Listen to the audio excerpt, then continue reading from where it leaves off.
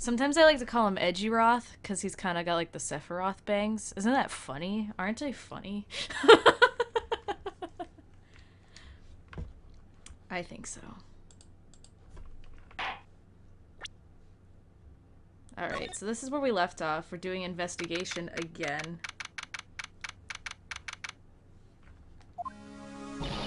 Mystic Maya! Mystic Maya! Sniffle, sniffle. There, Pearls. I can't take it anymore.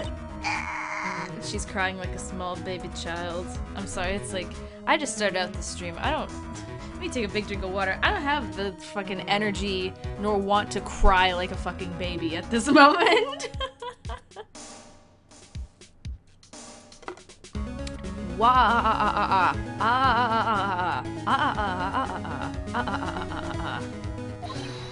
Look, it'll be alright.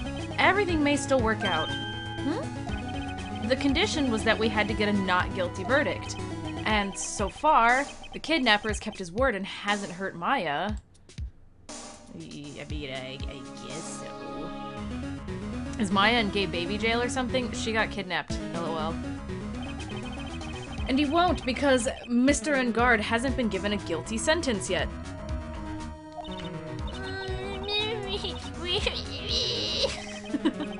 Cheer up, we don't have time to stand around crying. We have to get going.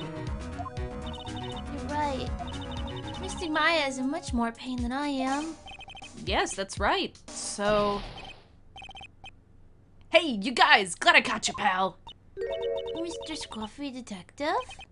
Oh boy, looks like Detective Gumshoe has been dubbed Mr. Scruffy Detective in Pearls' book now. She got kidnapped, LOL, quote Mika. Man, Maya got kidnapped. That's so sad. Can we get 5,000 likes? It's just plain old Mr. Dick Gumshoe now, and I came to talk to you, pal! But we're kind of busy right now. Blah, blah, blah, blah. So, what are you gonna do from now on? What do you mean, pal? Well, you've been fired, right? So, do you have a new job lined up yet? Oh, that! What am I supposed to do now, pal? I don't have anything coming in until after my next payday. What are you talking about? You don't have another payday. I guess that means I'm just gonna have to work here at your place, pal. Oh my god. Say what?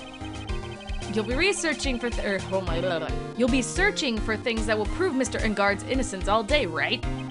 Well, yeah. So yeah, I'm gonna help you, pal. I've got lots of experience in investigating and watching over people's places. And I'm great at making really simple meals, pal. I'll take care of it all. Come on, Mr. Neck. Let's let Mr. Scruffy Detective take care of things. Okay. By the way, what's your best dish? Instant noodles, pal. Man, get me a freak like this. Why am I surrounded by people who only eat cheap, unhealthy foods? That was the first time I've ever seen Mr. Edgeworth act like that.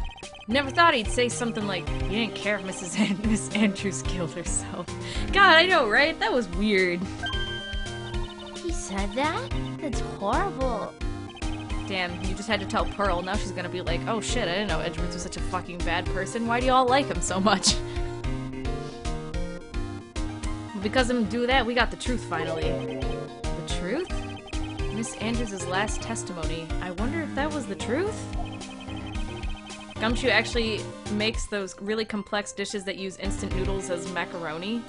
What the fuck are you talking about, way past future? What kind of fucking next level cooking are you doing? Using ramen noodles to make macaroni? That's not macaroni. Cause like macaroni is the noodle. If you use ramen noodles, it's not macaroni, it's ramen and cheese. Which is something I would not like to consume, like ever. Hold on just a second, guys. I just ready to do something. Woohoo! Okay, cool. Back to what I was doing. Yeah! Elbow noodle? Yeah, they're macaronis, right? That's called a macaroni? Don't tell me I'm wrong. Ramen salad. What the hell is that? That sounds like some fucking Pinterest-ass, vegan-ass, healthy-ass. I say this and I eat healthy food all the time. I actually just ate a salad, so... But I still think there's something fundamentally wrong with the whole thing. You mean about that thing, pal? Why would she want to... No, I mean almost need to frame Mr. Unguard. I couldn't figure that out from anything she said all day. Then you're saying that testimony was a lie? Not a lie, per se. It just feels like there's more here than meets the eye. Or that's what Edgeworth would like us to believe. That's such a dirty trick. Even that woman prosecutor was better than that. Franziska von Karma. Man, it's like she's still alive and with us today. Speaking of Miss von Karma, do you have any more information on her condition? Wasn't she shot this morning? Miss von Karma was shot today on the way to the trial by a pistol, pal. But she's gonna be fine, right? I mean, Edgeworth said she was in stable condition, but... When has Franziska ever been stable? Like, ever? Jeez, I missed a whole lot, huh? Yeah! Remember that Ramen Sunday post? I don't know what that is and I don't really want to. Well, she was shot in the shoulder, so she's okay and she's still hanging in there. They should be done taking the bullet out, so she's probably resting at the hospital. Which one? What? Are you going to visit her, pal? No. Well, I was kind of thinking about it. Hey, you actually got a heart, don't ya? She looked like she was being tortured to death not being able to go to the trial today. So maybe it'd be good for her if you wouldn't let her whip you for a bit, pal. Little did he know, that's exactly what Phoenix had in mind. Let's go and let her whip us, Mr. Nick. Jesus Christ, Pearl. Now I'm definitely not going. Let's see. The name of the hospital. Oh yeah, the Hottie Clinic. Why the fuck is she there? That name sends a chill down my spine. Well, I guess it can't hurt to stop by and say hi.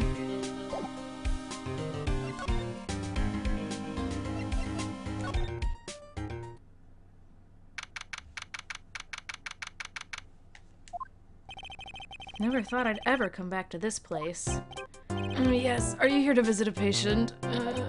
Hi. Wait a second, you're... Yes, I'm Director Hottie. Why are you still here? Yes, what is it? Can I help you? You can tell me.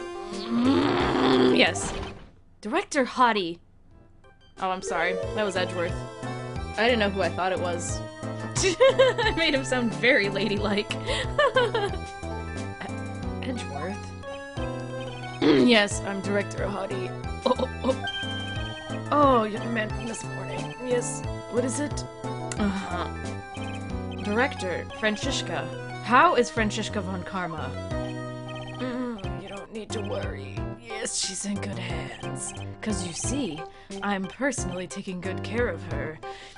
Yes. Yes, and that thing, that surgery, it went well. You have my gratitude. It looks like Edgeworth doesn't know about this director and his secret. She looked pitiful, absolutely terrified. Yes, but I understand. Yes, her opponent was a gun, after all. Gun. And when I snuck off on our real secret, like, she would scream real loud. Yes. I see. But she's really cute, too. When I do that, she'd whip me with her whip.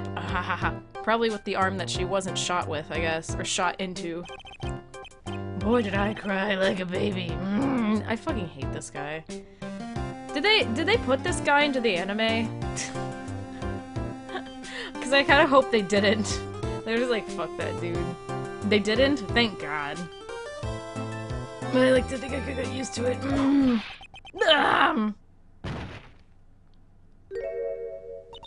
Go back to your room. You're so mean. You don't mean my frisky Friska. But that's so... Okay, yes, it's time for my IV drops. Yes. And what are those tulips doing in your hand, Mr. Phoenix Wright? I knew I shouldn't have come here. God, Phoenix brought her tulips. What a wiener. What a real wiener. I love Francisca, but like, she's an awful person. Why are you bringing her tulips? I was shot in front of the courthouse in my right shoulder. And yet she's still whipping people? Should you be doing that? It's no big deal. This sort of thing happens all the time. I even had full intentions of running the trial this morning. But that would have been too much. Francisca running a trial while she's bleeding out would really be something. I wish they gave her a different sprite here. Like they gave her like some hospital clothes or something. I don't know. I just think that would be a nice attention to detail.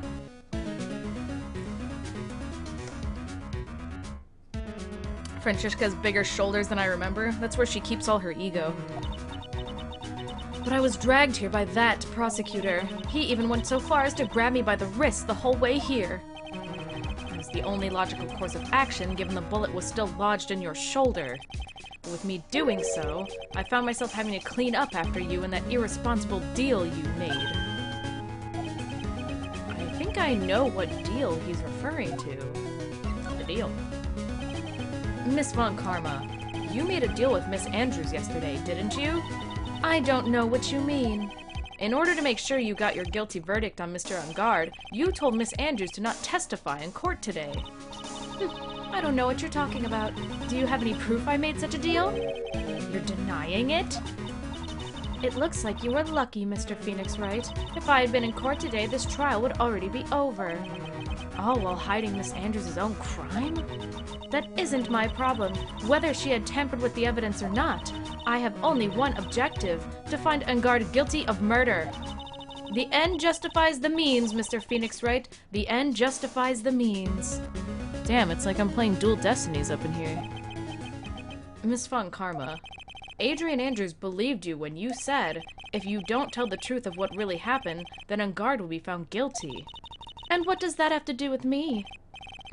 Because of that, she's now in danger of being found guilty herself. That was, in Dual Destinies, that quote comes up a lot. Like, a lot. For anyone who's like, what are you talking about? That quote, the ends justifies the means, it gets, like, drilled into your head and injected into your bloodstream. All because she believed in your words until the very end. That still has nothing to do with me. She's just a weak person, that's all. I think that Adrian should be kept separate from Francisca and Edgeworth, though, when I really think about it. She should just be like, just, you know, scurried away. But you had to know she was. Ow! I think visiting hours here are about over, so if you'll excuse me. What's wrong? Why did she suddenly cut you off? Probably because she thinks I had the advantage in that argument. Damn, Francisca really knows how to win an argument, huh? Edgeworth. Let's talk about stuff. What happened today at the trial, Edgeworth? That was not like you at all. I mean, I know you knew about Miss Andrews' condition. You could have made her testify as many times as you wanted, but to go that far... but she wouldn't testify about that until I said something. Listen, Wright. The courtroom is a garden of judgment. I'm putting myself on the line when I stand in there, and that's why I made the witness do the same. It's only natural. Yeah, whatever, Edgeworth. That was still fucking rude of you to be like, I don't care if you die. What the hell?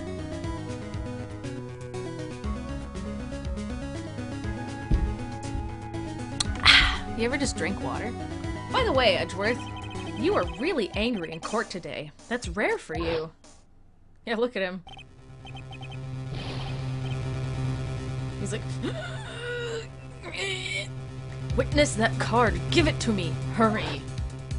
Do you have any idea what you have stupidly yet inadvertently done? This... I can't believe you hid this from me all this time.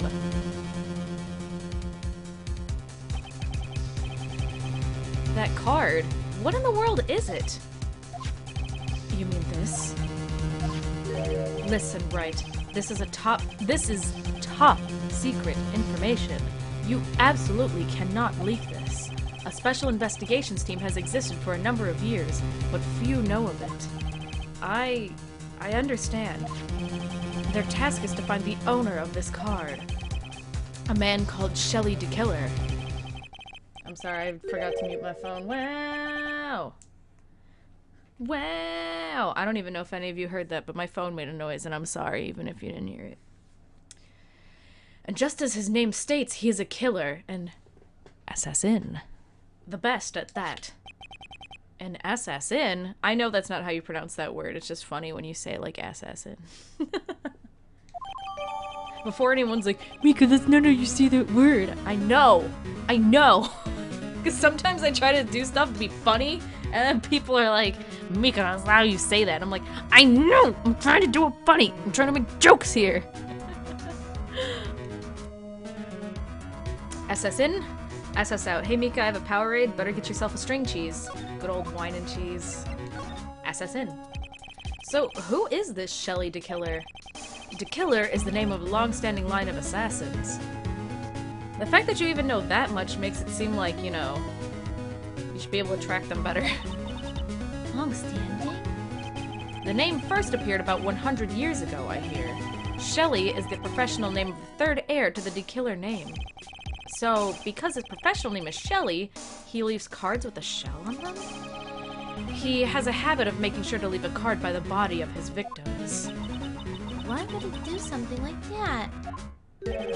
We think it's a part of his duty to his clients. His duty?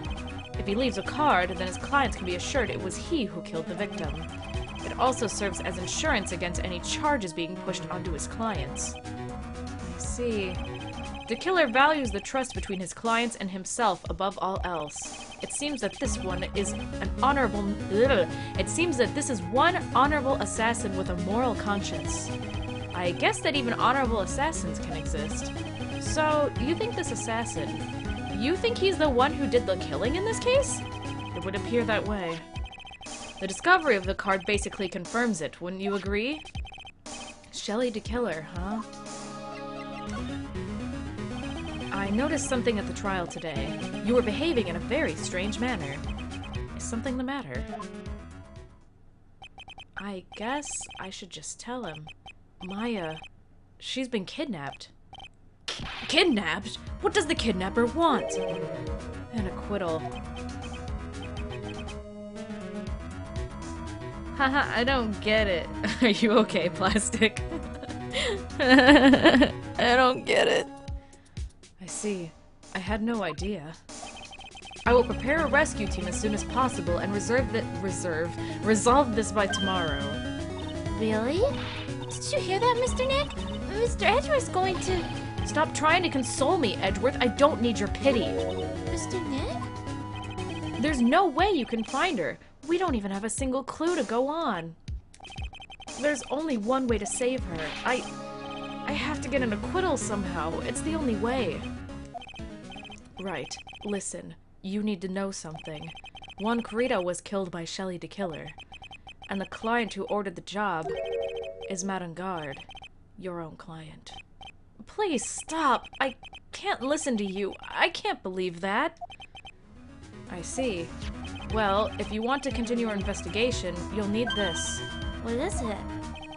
The hotel right now is restricted to police personnel only, as we're looking for any clues that might lead us to Shelly DeKiller. If you take this with you to the hotel, I'm sure they'll let you enter. In any case, I must attend to the preparations for Maya's rescue team. We'll meet again if anything should happen. Now, if you'll excuse me. That's one big, powerful man. One big, tough ass. One hot piece of prosecutor. Mr. Nick? Do you think Mr. Guard and Guard... I called him Mr. Guard, but that sounds like something Pearl would say. Do you think Mr. Guard hired an assassin? No way! I mean, he doesn't have a psych lock. Yeah, I guess not. Maya, please, all I ask is you make it home safe and sound. Meanwhile... I guess even kidnappers can be a little clumsy. Clumsy enough to drop a card like this for me. And even though he said he was an assassin, I bet he's just making that up, like how Nick does with everything in court. Anyway, let's try out the card trick with this card I just found. Click. Sounds like I got the door open. Okay, time to go take a look around.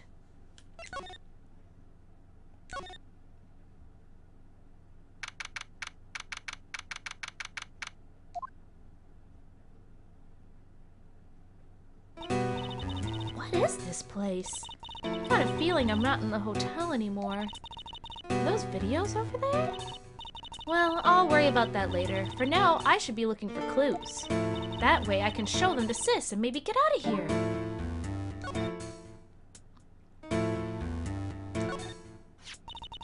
There's a framed picture sitting on this coffee table.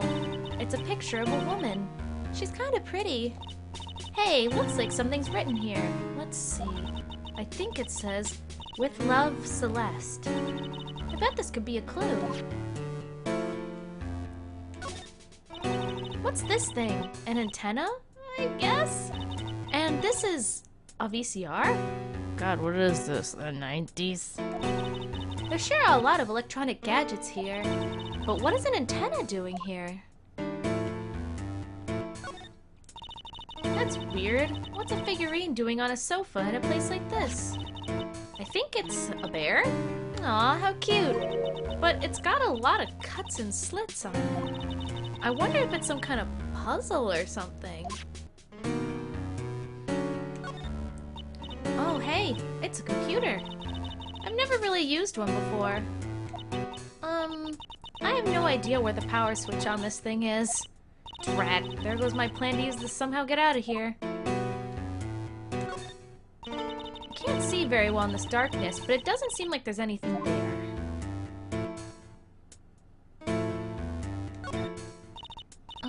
Locked, of course. And it doesn't look like I can use the card to open this door. There's a little hole at the bottom of the door. If only I was a little skinnier, then maybe I'd be able to crawl through here. Oh, this simply will not do. I cannot have you wandering around at will. Ah! It seems that your Mr. Wright is truly concerned about you. He is? For now, I would suggest you remain cooperative. If you cannot, there are ways in which I can help you. Ways? You mean? Dead men tell no tales is how the saying goes, correct? Dead? I'm almost certain I told you on our first meeting. I am an assassin. Assassin? No way! You're lying. I mean, an assassin? People are not always who they appear to be. Nick!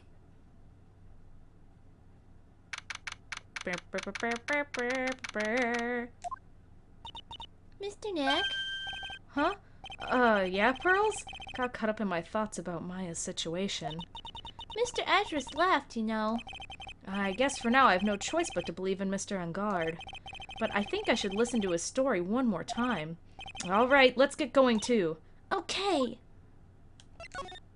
Let's go. Hey, Gumshoe, what you doing?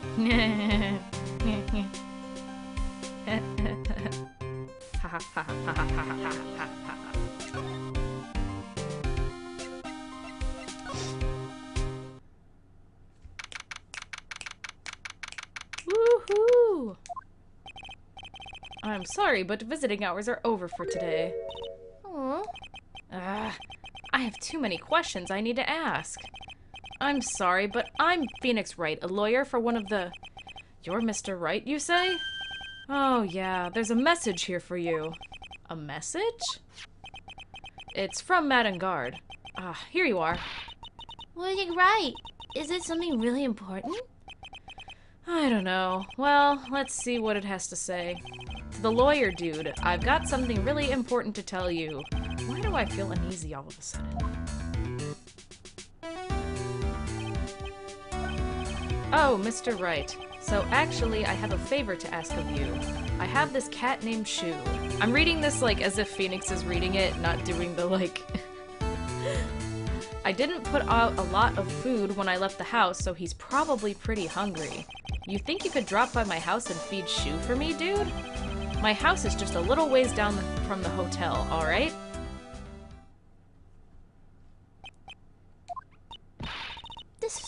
horrible. Let's hurry. We have to feed his cat.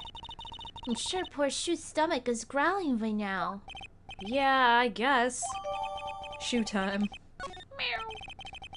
A client's request is a request. Guess I should go check up on his cat. Yeah. Yeah. Yeah. Yeah. Yeah, yeah, yeah, yeah, yeah, yeah, yeah, yeah, yeah, yeah, yeah, yeah, yeah, yeah, yeah. Was that the guard talking? Yeah, I guess so, huh? Yeah, yeah, yeah, yeah, yeah, yeah, yeah, yeah, yeah, yeah. Woo! All right now, Mr. Nick, let's go look for clues. We have to for Mystic Maya's sake. Is this Gandalf? Oh. Miss Old Bag, don't devalue my name and turn into a gasp, you spiky-headed poof. Because of you, I've been made to look like the bad guy again. Although I did get a piece of gum from Edgy Boy, just as he promised. But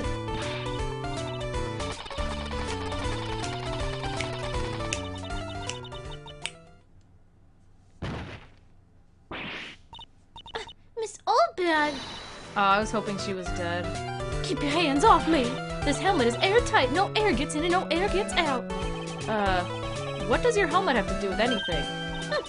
Don't think you can get me to move with these silly questions. You're going to have to defeat me if you want to get by. I'm not hearing this. Man, I wish Edgeworth would give me a piece of gum.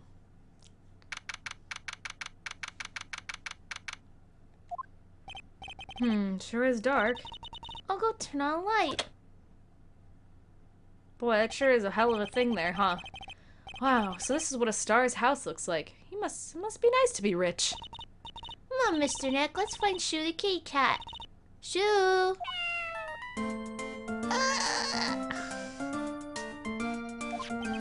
So I guess this is Shu. Look at that cat. Holy shit, it's a baby. There's a baby. Oh, what a lovely cat. Hello, Shu. Meow. The cat seems to like pearls. Pardon me.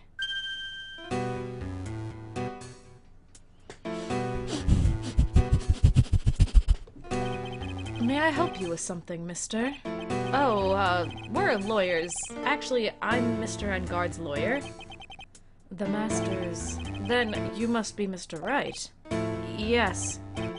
Oh, it's a pleasure to meet your wonderful self. I'm the family butler, John Doe. Nice to meet you.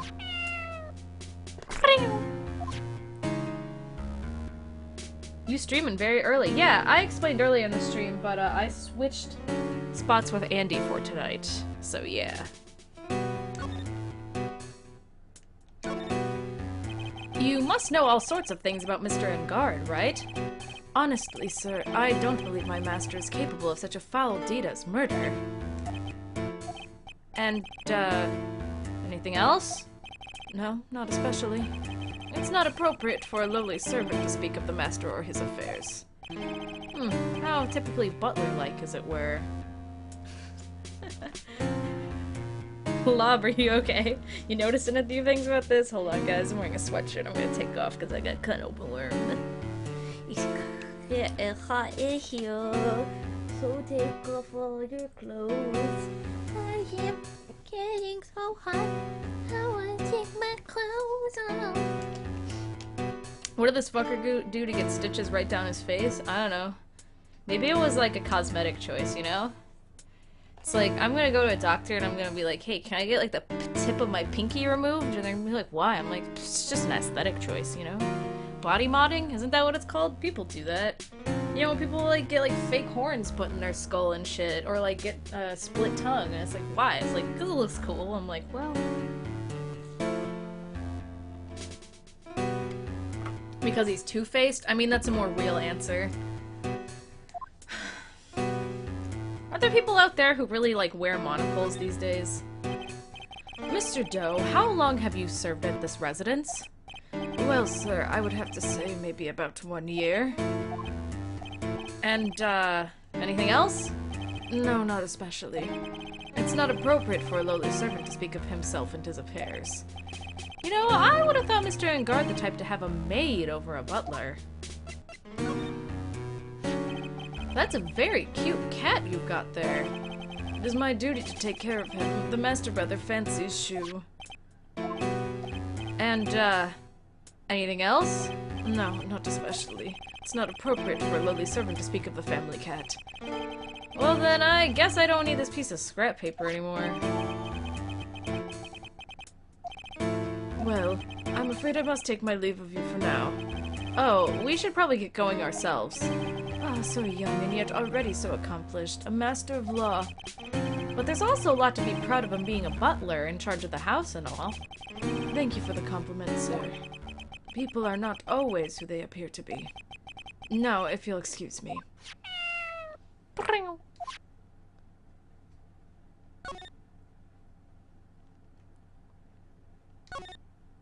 MoveOut's got an accurate uptime for a Mika stream for once, because no one was streaming immediately before me, so that would help. Is he who I think he is? Gee, Lob, do you think? We just saw him like 5 minutes ago doing some like not so butlery stuff, you know? Like, I don't know, what do you think? I mean, look, yeah, right there in the corner. Do you notice the cat door? Gee, I wonder where that goes, huh? I'm sorry, I'm also putting some icy hot on my shoulder because I forgot to. By the way, a giant bicycle is flying through the air. Wow, except it's not a bicycle, it's a motorcycle Pearl. It's got a motor! This motorcycle! Wait, can Maya hear all this, though? I think he knocked her out. If we're being real, like, I think he knocked her out. A giant bicycle is flying through the air. That bicycle, Pearls, is one where you don't have to pedal, and it moves on its own. Really? Wow. But sorry to disappoint you, it can't fly. That's too bad. It's a very comfortable and spacious lounge set. I wonder if famous stars drop by and sit around and have a good time. In any case, I don't really belong here, do I? Ugh, what is it with me and feeling inferior today? You feel inferior every day, Phoenix. I don't think it's gonna let me examine the cat door, is it? There's a small door at the bottom of this bigger door, Mr. Nick. I bet it's for Mr. Enguarde's cat to use. Oh, you mean Chew? The door? It's locked tight. Well, I guess that's to keep nosy people like me from entering it. Oh man, that's tragic. Oh, there's a giant cooking hearth here. That's actually a fireplace? How are they different, Mr. Nick? You know, I've never actually seen a hearth before, come to think of it. You should come and visit Free Manor then. I'll show you one when you do. Cool. It really is weird how Phoenix doesn't recognize him considering he saw him at the hotel. Yeah. But that's that on that.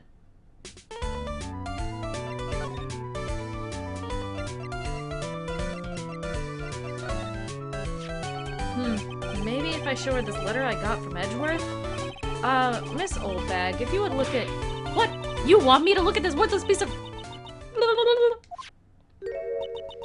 Edgy poo.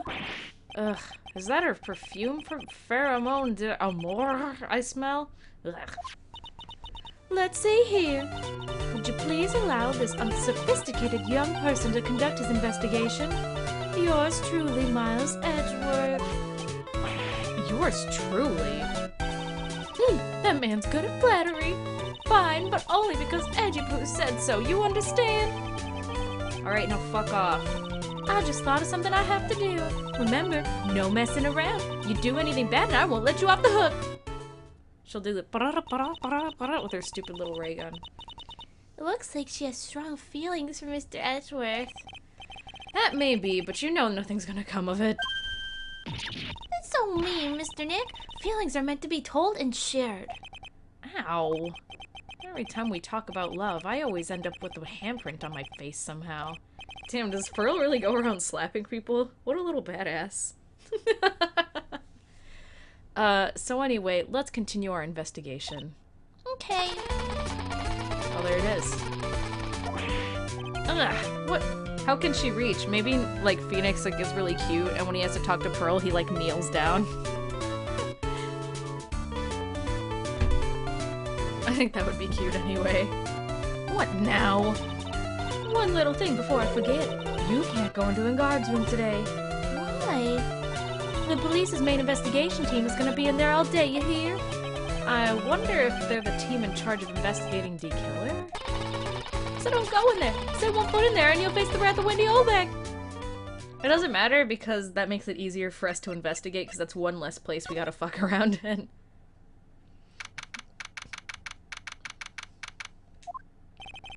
Looks like we're the only ones here. Yeah, the hotel seems so busy somehow. Probably because the police team is scouring for clues about the killer.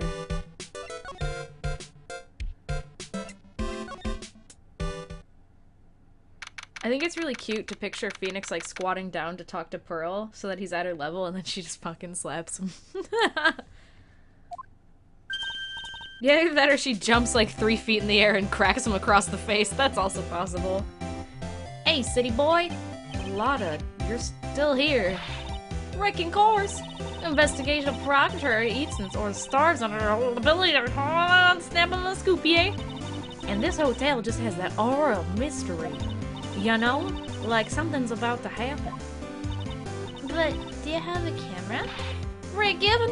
A photographer's gotta have cameras out on it like corn to... Wait, what? Gotta have cameras out the ear like corn. What? What did I miss? How much do you mean? All we did is we went to go to the detention center and Matt wasn't there and he said, "Can you go to my house and feed my cat?" And then we went to go feed the cat and then we met the butler who, you know, was pretty obviously well, we had a small scene with Maya where she got confronted by D Killer and he was like, "Yo, shut the hell up." And then like 2 seconds later, Phoenix entered the same house and met him, but he was like, "Yeah, I'm the butler here. I'm totally not an assassin, haha." That's pretty much what happened.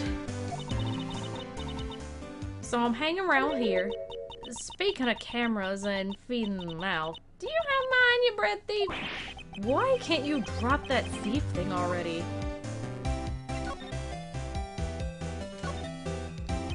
I want to ask you about the night of the murder.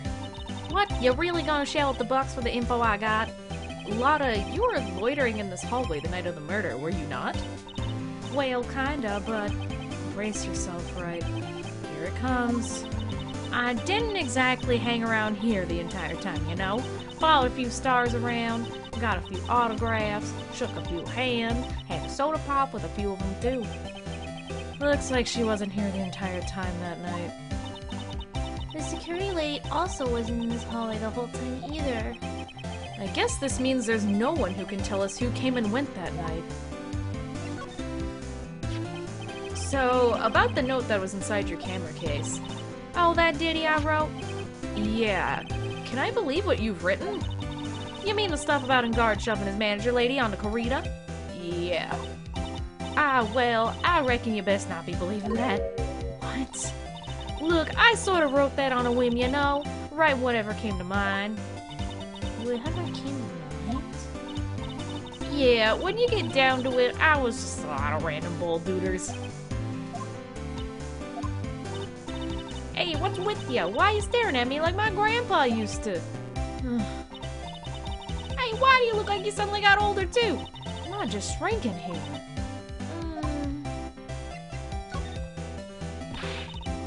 My baby, my $1,600 baby. What's with that red-coated prosecutor anyhow?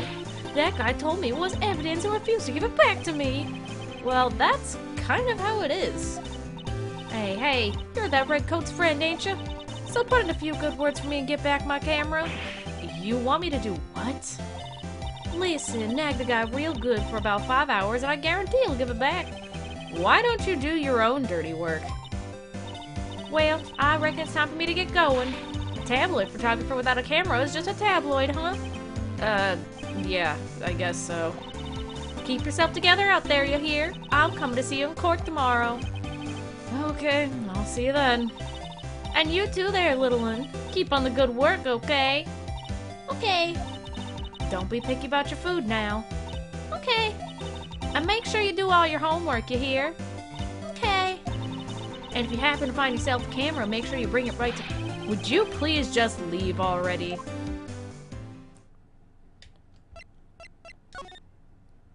Why'd they make a lot of white, though? I don't know, but she does have, like, red hair.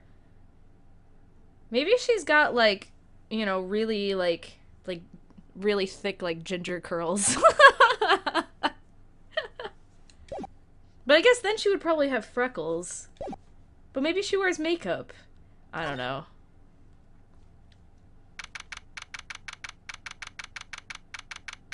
That's just me fucking wild mass guessing over here. Who is going oong, oong, oong? Oong, oong, fire, good, lawyer, bad. Mr. Nick! What is that otherworldly, ghastly moaning?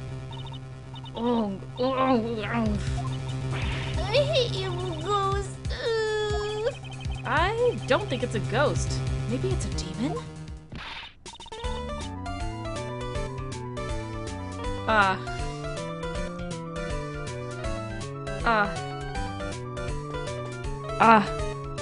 Excuse me, watch who you call a demon brat. Zoinks! It's the alien! Who you calling an alien? Oh, it's just you, Miss Holdbag. What are you doing here? What's wrong with you youngins today? I came down here to pay my respects to my poor old Juan, and you're disturbing me. I don't need you right now. Or ever. Oops.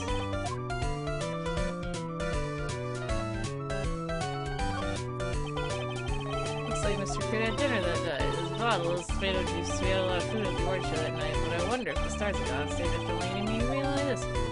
I feel like there's more evidence I'm supposed to find in here today. But where's the caveman? I know, right? I want evidence. Unga bunga, we want evidence. I ship it? Not really. What the fuck do you ship?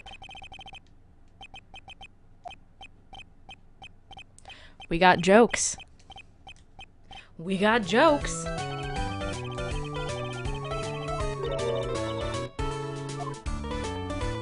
Unga bunga, me play crom. Clowns. Clown jobs. God. Please talk to me about the night of the murder just one more time. I talked about it plenty at the trial. I was fooled, tricked, deceived by that fraud of a photographer and her note. She was loitering around here with that imbecilic look on her face. With that imbecilic look on her face? Okay, got it. Now hold a little second there, you little pipsqueak. If you're going to take notes, at least make me sound better than that. Okay, alright. Now I've seen everything. But you know, I was working that night too, doing my job, minding my own business. So it's not like I had time to waste standing around here the whole night. I was wondering if you could tell me a little bit more about Mr. Kurita. He was the most popular star, you know, especially where it counts in my book. But I heard that he was lagging behind in the polls against Mr. Ungard. Well, that's just a recent thing, bad luck and all that, you know. But he was going to become even a bigger star than he used to be. Look, just look at this mountain of presents. That's a show of the mountain of feelings all his fans had for him. I thought those were all from Old Bag. Yeah, the mountain is pretty big and certainly nothing to shake a stick at. Mr. Nick? Huh? What is it, Pearls? The presents. They're all theirs, right? She's got a point. There isn't a single thing here that isn't a bear.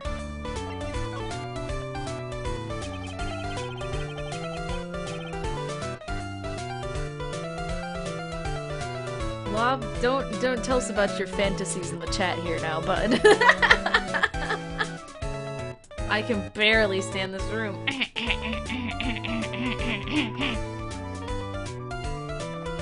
All of Mr. Kurita's presents from his fans seem to be bears. Bears, bears, bears, bears. Do you guys know that video that's called like bears, bears, bears, bears, bears, and it's like a bunch of bears like dancing to like rave music? It's a favorite of mine. Oh, and just because you can't think of a wall without thinking about bears. Bears? What bears? You don't know? Well, my dear Juan was training. He fought barehanded with a bear. He refused to give in and let the bear win, but after the fight, they became friends. Wow, what a heartwarming story. Look, it's just like in those young people's dramas. I can see those two tuckered out, down by a river going, you sure can fight. You too, bub. You too. Bears don't talk. Did all that really happen? It's in his biography, bub. What a load of crock. So ever since then, fans have been giving him bears as presents. Yeah, nice. Bears. I'm Uncle Bear, and I say it's barely 8 o'clock. What is that infernal racket? It's one of the presents going off. Sounds like it's already 8 p.m., way past your bedtime. Ugh, that startled me. I thought I was gonna die for a second. 8 p.m.?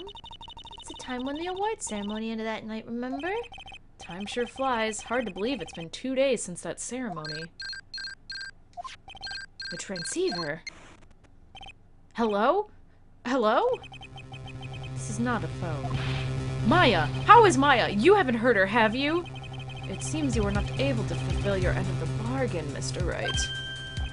I've heard the news. So it would seem my present did you no good. No! Mystic Maya! Mystic Maya! One more day. Please, all I ask is for one more day. I'll get a not guilty verdict for sure this time. Please. I suppose if I must. I need that acquittal more than anything else, after all. Please, please let Maya say something. I want to hear she's alright. Alright. Then... a little... What is with the static all of a sudden? Hello? Hello? It seems... But...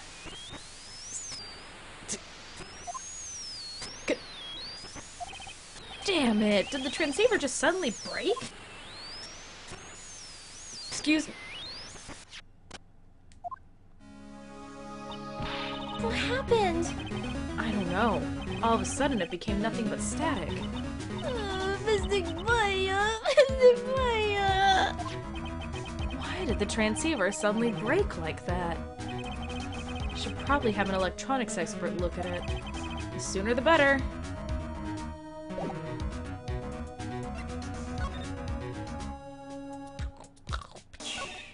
Who's an electronics expert? Do I know any of those?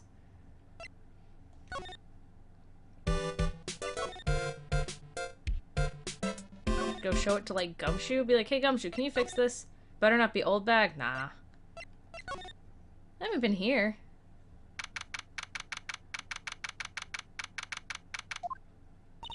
Wow, everybody looks really busy with something or another. They're probably strengthening the evidence for tomorrow's trial. Hey, hurry up with that, will ya? Pass the victims list around. Now you're speaking nonsense. There's more than 100 people on there. Mr. Nick, is Mr. Engard a really bad, terrible criminal? Actually, Pearls, never mind. Sounds like they're working on a different case.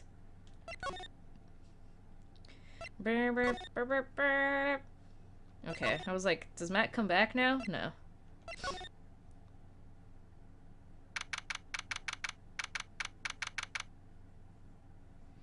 I like good pussy and I like the trees. Smoke so much weed you wouldn't believe. Thank you, Ron.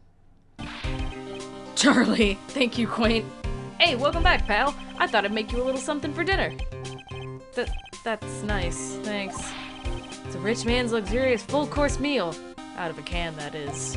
I'm sorry you went through all the trouble to cook, but I don't have the time to eat.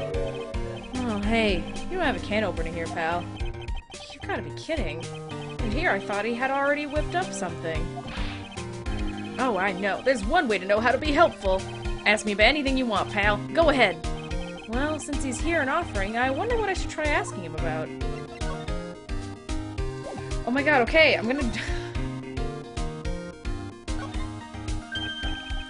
Hey, it's wilting a little. I'll give it some delicious water, pal. Oh man, I want some delicious water.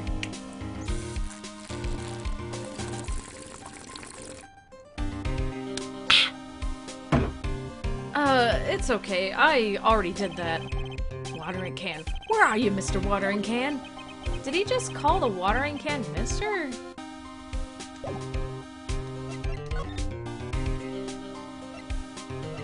Hey, do you know how to fix this? Transceiver? Oh, Mr. Nick, you should ask Mr. Scruffy Detective about that thing. What thing? Oh, yeah, this thing just up and broke all of a sudden. It broke, pal? When I was talking to the kidnapper, it just suddenly broke into static. Look, it sounded like this. I don't hear any static, pal. Huh? Maybe it fixed itself? That's strange. I'm sure it was making a loud static noise. Maybe. Maybe what? Maybe it was electromagnetic interference, pal. Electromagnetic interference?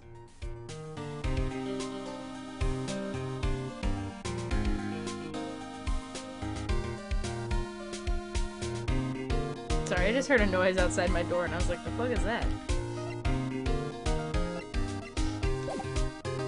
Anyway, let's talk about stuff and things. Like electromagnetic interference. So what is electromagnetic interference? It's something that happens when a radio wave gets mixed up with another signal, pal. Oh, when you put it that way, I understand what you're talking about.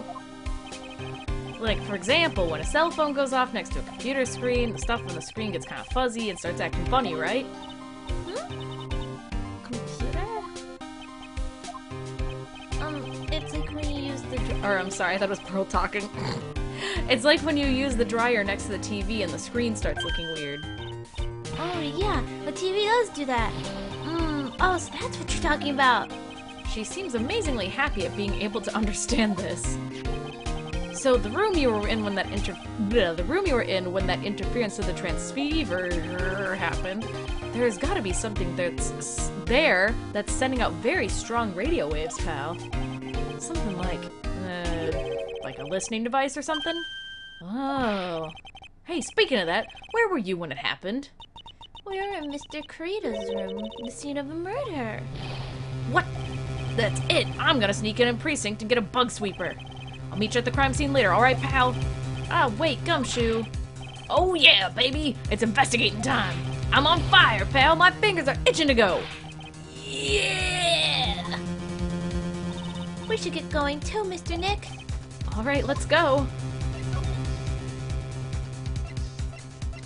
Here we go, here we go, here we go, here we go, here we go, here we go, here we go, yeah! Here we go, here we go, here we go, yeah! Woo!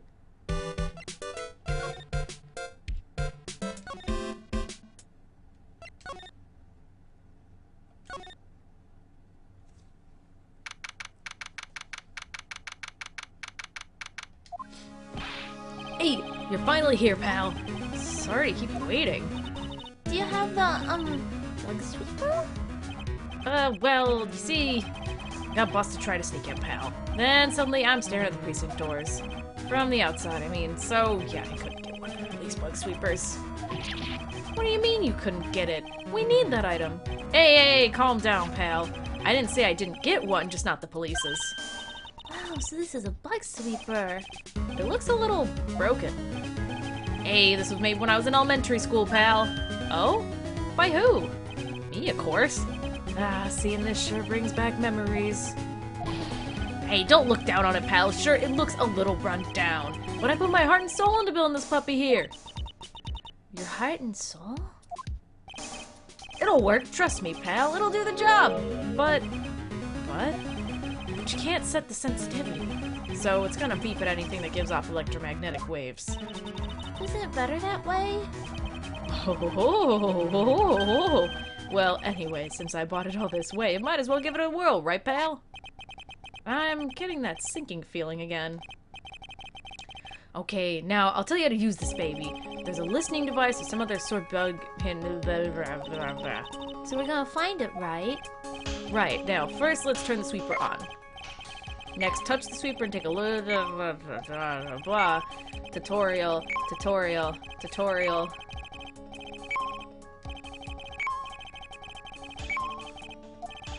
A lot of things that's gonna give off radio waves, so let's take a look blah blah blah. Alright, do the cool thing! Sorry for my yawn. I should probably take a break for a second here and make myself a cup of coffee, actually. Lamp, check. Listening device, nope. There are a lot of lamps in this room, aren't there, Mr. Nick? Yeah. And they're all on. You shouldn't do that, Mr. Nick. Don't you know that's wasteful? Yeah, I'll be more conscientious from now on, sorry. I actually know exactly what we need to be looking for, but I kind of like playing with this. Lamp! Oh, what a lovely bear.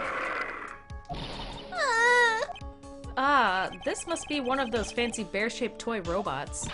It's a robot? It's a real robot? Yeah, it's a real one. Mr. Nick? Yeah?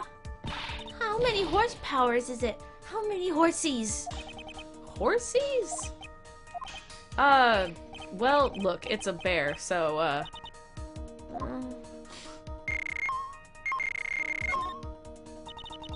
The radio is on, playing something. Oh, it's Kid's Question Corner. Professor, why is the Earth round? Yes, why is it, Mr. Nick? Why don't you listen to the radio program a little more, Pearls?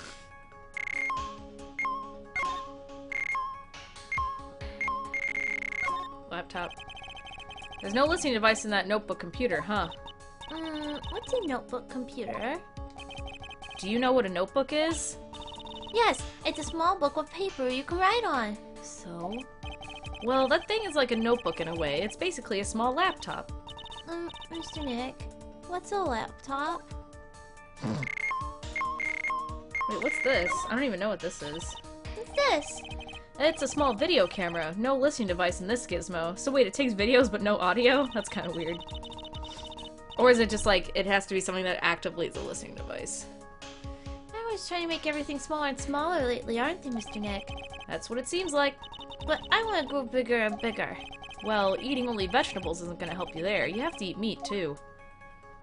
Is this a rice cooker? I actually just want to know what this is. Oh, it's a bread maker. It's been on keep warm this whole time since the murder. Well, I bet that bread is really warm, huh?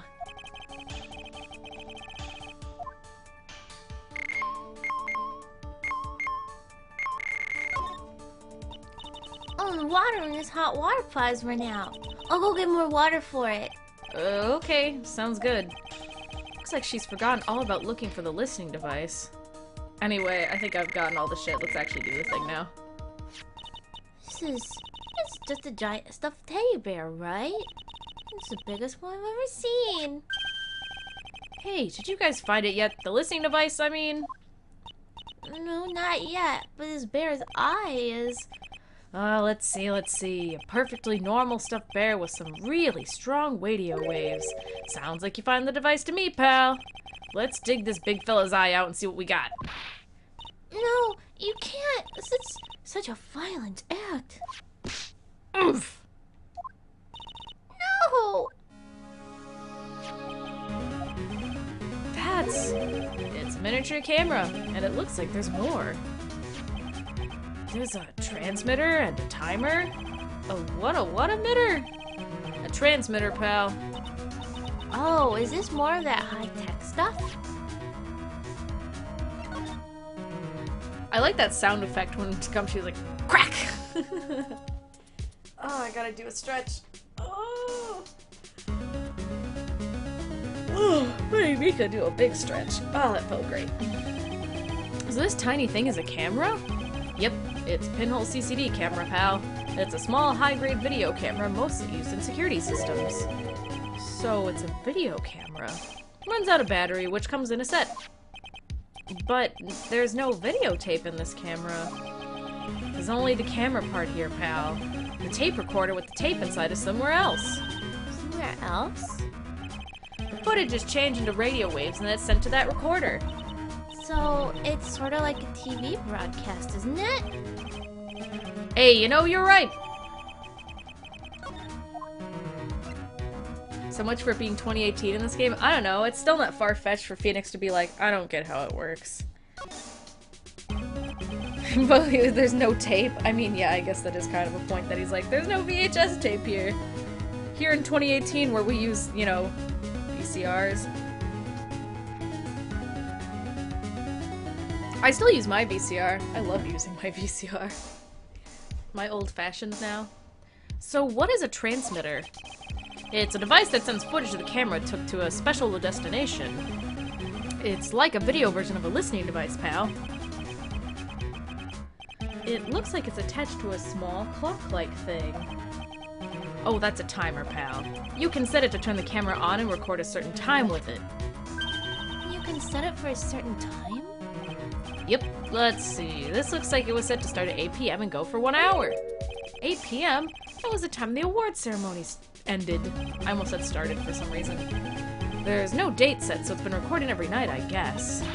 Mr. Detective, how long has this bear been here? I'm pretty sure it's been here since the night of the murder. Then maybe... Maybe this camera caught the murder on tape. What? And if you think about the angle the bear is at, it's bound to have a clear shot of the whole crime, pal.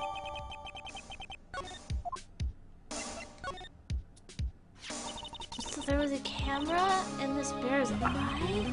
And it was disguised as a present. And I'm sure it was here on the night of the murder, pal. It's pretty big, so it stands out pretty well in my mind. But who gave Mr. Kurita this present? I don't know, pal. But this means that someone out there's got a video of what happened here on that night. Isn't there any way we can find out who that person is?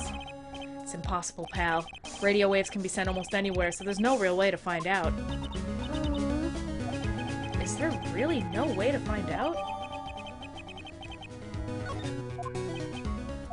I got it! What? Hey, pal, let me borrow this mini camera for a bit. What are you gonna do? I'm gonna go around for the electronic shops and see if I can figure out who bought this. But that's impossible. I mean, it's already 9 p.m. Leave it to me. Even if I have to search all night, I'll find your man, pal. Even though, like, he should probably just wait until they open in the morning. But, you know, okay, Gumshoe. Oh yeah, baby! It's investigating time! I'm on fire, pal! My fingers are itching to go! Yeah, yeah! He's gone. Yeah. Mr. Scuffy Detective sure is a nice man. He's pushing himself so hard, all for Mystic Maya's sake. I don't know who's speaking. Ah, okay. I was like, I'm assuming that's Edgeworth, but... You'll have to excuse me, I heard your conversation just now. Edgeworth, what are you doing here? A rescue team has been created and deployed.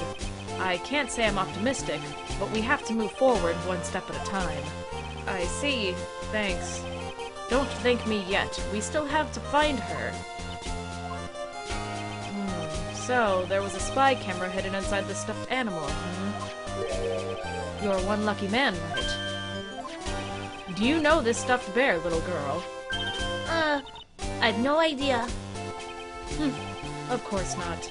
The maker of this bear is a very expensive luxury brand from overseas. It's completely handmade, and there are very few that are exported here.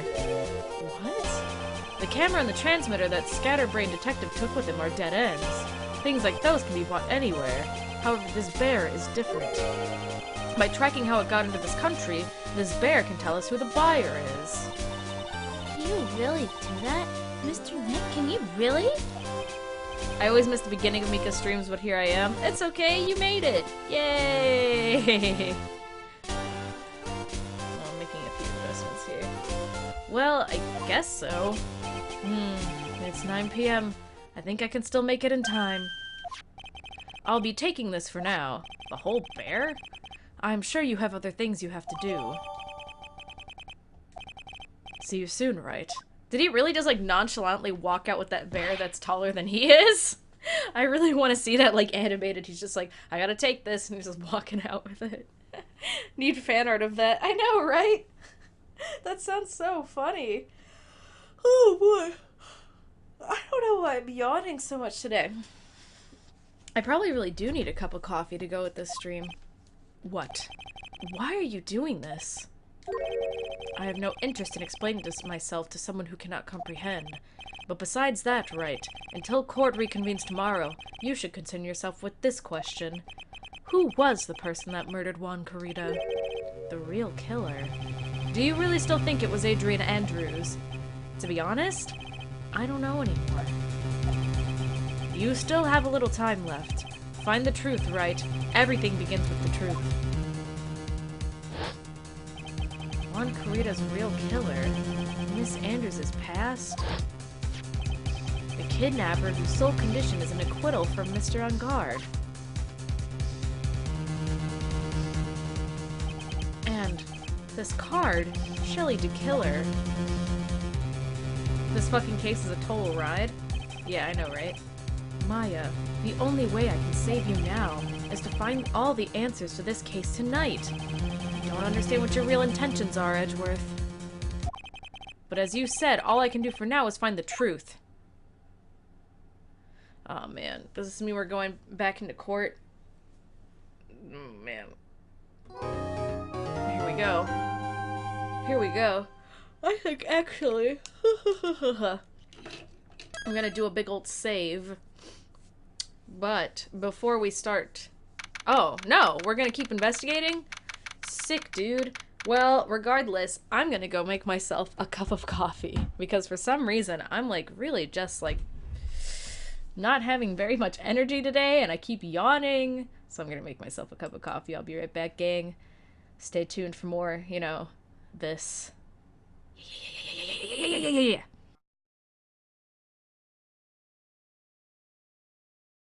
Wow, hey, hello, here I am, I'm back. Sorry about the extra long break. It, you know, takes a while to make a cup of coffee and such.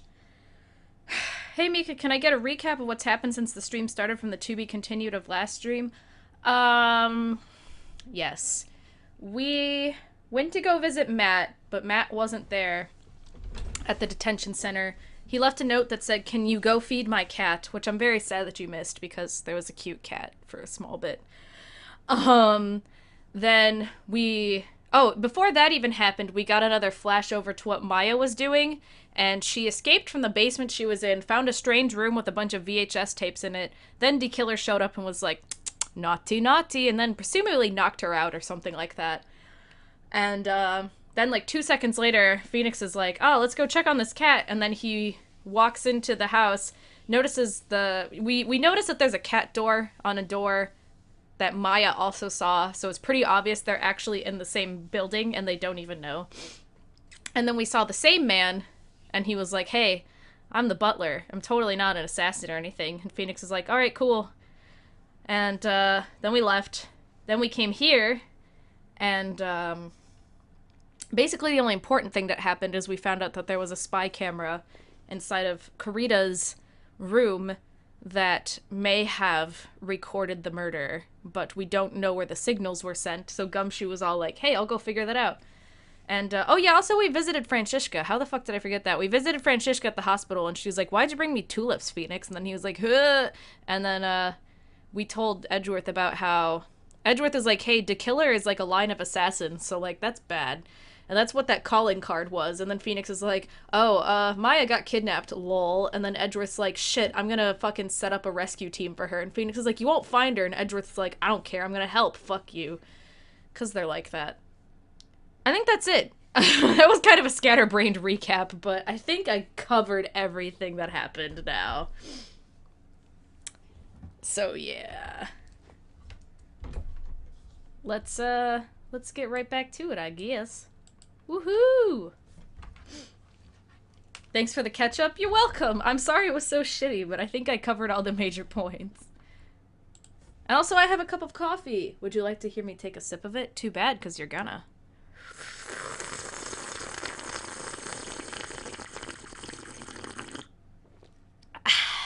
Delicious. Usually I prefer to drink coffee black, but I wanted to kind of get some into my system right away.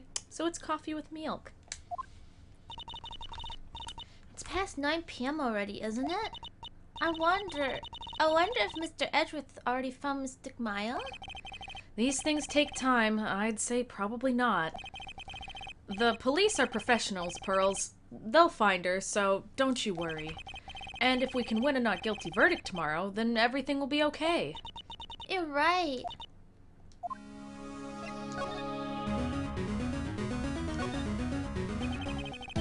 So the real person who killed Mr. Corito was... That assassin, Mr. Shelley the Killer, right? And the card Miss Andrews found at the crime scene seems to be proof of that. But if that's the case, then a new question comes to mind. I was just thinking... Here, I actually... Because someone said ASMR in the chat, and I'm, like, completely sidetracked. Because during the break, I'm gonna tell you guys what I was thinking about. First of all, I was like, what if I did an Ace Attorney stream, but it was, like, ASMR, so I did all the reading, but I just whispered? Or what if I did, like, Danganronpa like that? Like, I feel like that would be really funny, but I get a lot of people coming in like, bitch, what the fuck? So I was like, what if I did that? And then I had an even better idea that... Okay, don't tell nobody, because, like, I might actually make this real. I might make this, like, a real video and put it on YouTube, because, God, I'm so funny and up-to-date with current memes. Do you guys know the Iris's death scene from Mega Man X4? Is there anybody in the chat that knows what I'm telling you? No, this isn't happening! There's no reason for me to go on! What am I fighting for? Like, what if you did that? What if you did that, but what if it was ASMR? This is the kind of thoughts I have while I'm making myself a cup of coffee. What if you had Iris's death scene, but Zero was like, Iris, Iris, Iris, and then you hear like some nice tapping noises like, Iris, no, this isn't happening. There's no reason for you to go on. I might make that a real ass video because that would be funny as hell. I don't remember what Iris did. She had a brother and then she died. Anyway, shoot, Skyris. How could the Colonel do this? Mega Man X4 is a good game, though. Well, okay, people have told me I should stream Mega Man, but, like, here's the thing. Everyone's like, Mika, you love Mega Man so much. Why the fuck don't you stream Mega Man? Stream Mega Man! The problem is, I fucking love Mega Man, but I am so bad at it. I just, like, I'll play the same levels over and over and over and over, and then I get past it, I'm like, yeah! And then I do the next part, and then I play the same stage 35 times. Like, it's fucking... And I don't learn! I, like, go and play... I played Mega Man 2, like, 35 times, and every time I play Mega Man 2, it takes me, like, 5 days to actually finish it. Play Mega Man Sprite game? Okay, that's actually a lot more realistic. That's, like, a thing I would do. Dream Daddy ASMR? I would almost... Can you stream Dream Daddy on Twitch? I'm assuming you can. I don't remember. That game's... I've seen gameplay of that game, but I've never seen any of the endings or whatever, because it's like a dating sim. So, it's like not explicit, right? I've watched a whole bunch of gameplay on YouTube, but I've never seen any of the like, ooh, spoilers. Well, anyway, okay, back to playing Ace Attorney. No more chit-chat. Let's go save Maya. So good news, no one has done ASMR Eris death scene yet. Oh god, tag your fucking Final Fantasy 7 spoilers. Ugh, I'm kidding, it's jokes. Everyone knows. There is sex scenes, but I don't think you see anything. Well, I mean, that's what matters. You can stream, like, games where they talk about having sex, as long as you don't see anything explicit. Anyway, but if that's the case, then a new question comes to mind. Who was the one that hired the killer to begin with? Who is his client? You mean, who asked for the murder? That person didn't want to dirty their own hands in blood, but whoever this client is, they're still a killer. That's still illegal. I'm actually gonna take an ibuprofen real quick too, so that hopefully my shoulder doesn't start hurting me. Even though I shouldn't be streaming for that much longer, because Andy wants to start in like an hour and 20 minutes. But guess what? Cool stream, Mika. So much gameplay. So much... Listen, y'all, I got chronic pain. It is how it is.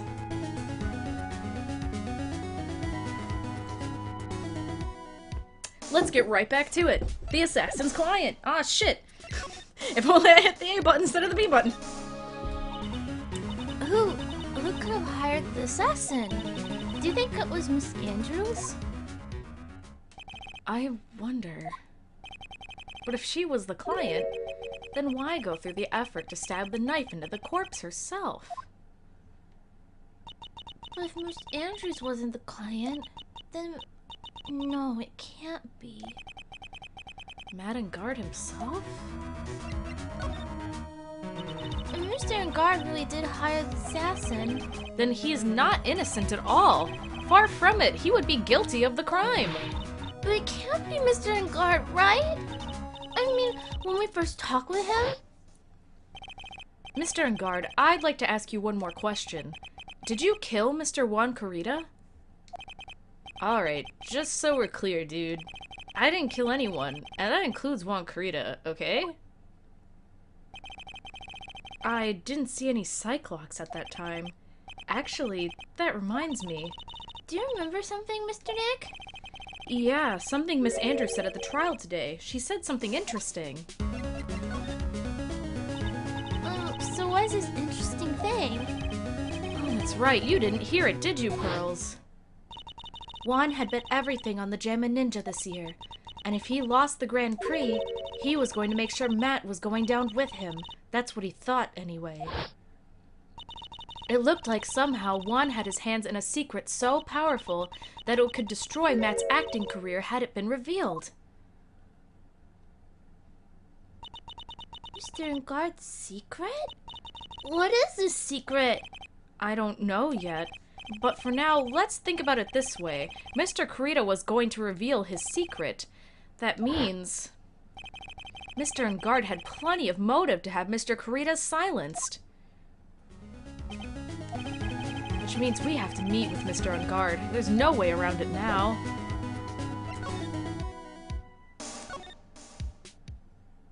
Some shit's gonna go down, y'all. Wow, it's really getting late, isn't it, Mr. Nick? Yeah, it's past 9 p.m. already, but we still have some things to prepare for tomorrow's trial. There's still the matter of the secret Mr. Corrida held about Mr. Engard, and Miss Andrews' real intentions. There are two things I must know tonight. But aren't visiting hours over at the detention center? I'm sure we'll think of something, Pearls. Don't you worry.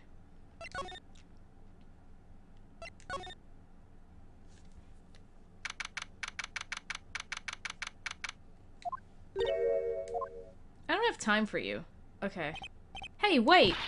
What is it, whippersnapper? All I know is nothing has anything to do with you is ever good. Like just now, I was handed this strange device for who knows what reason, and I was told to use it to search the whole hotel. That's the bug sweeper, isn't it? The one Gumshoe made. I don't know, and frankly, I don't care. But the regrets came from Edgy Poo, so... Edgeworth? And he said... If you feel angry, direct your anger at that unsophisticated lawyer. So I'm going to feel free to direct all my anger towards you! Ugh, gee, thanks a bundle, Edgeworth. What a pal you are.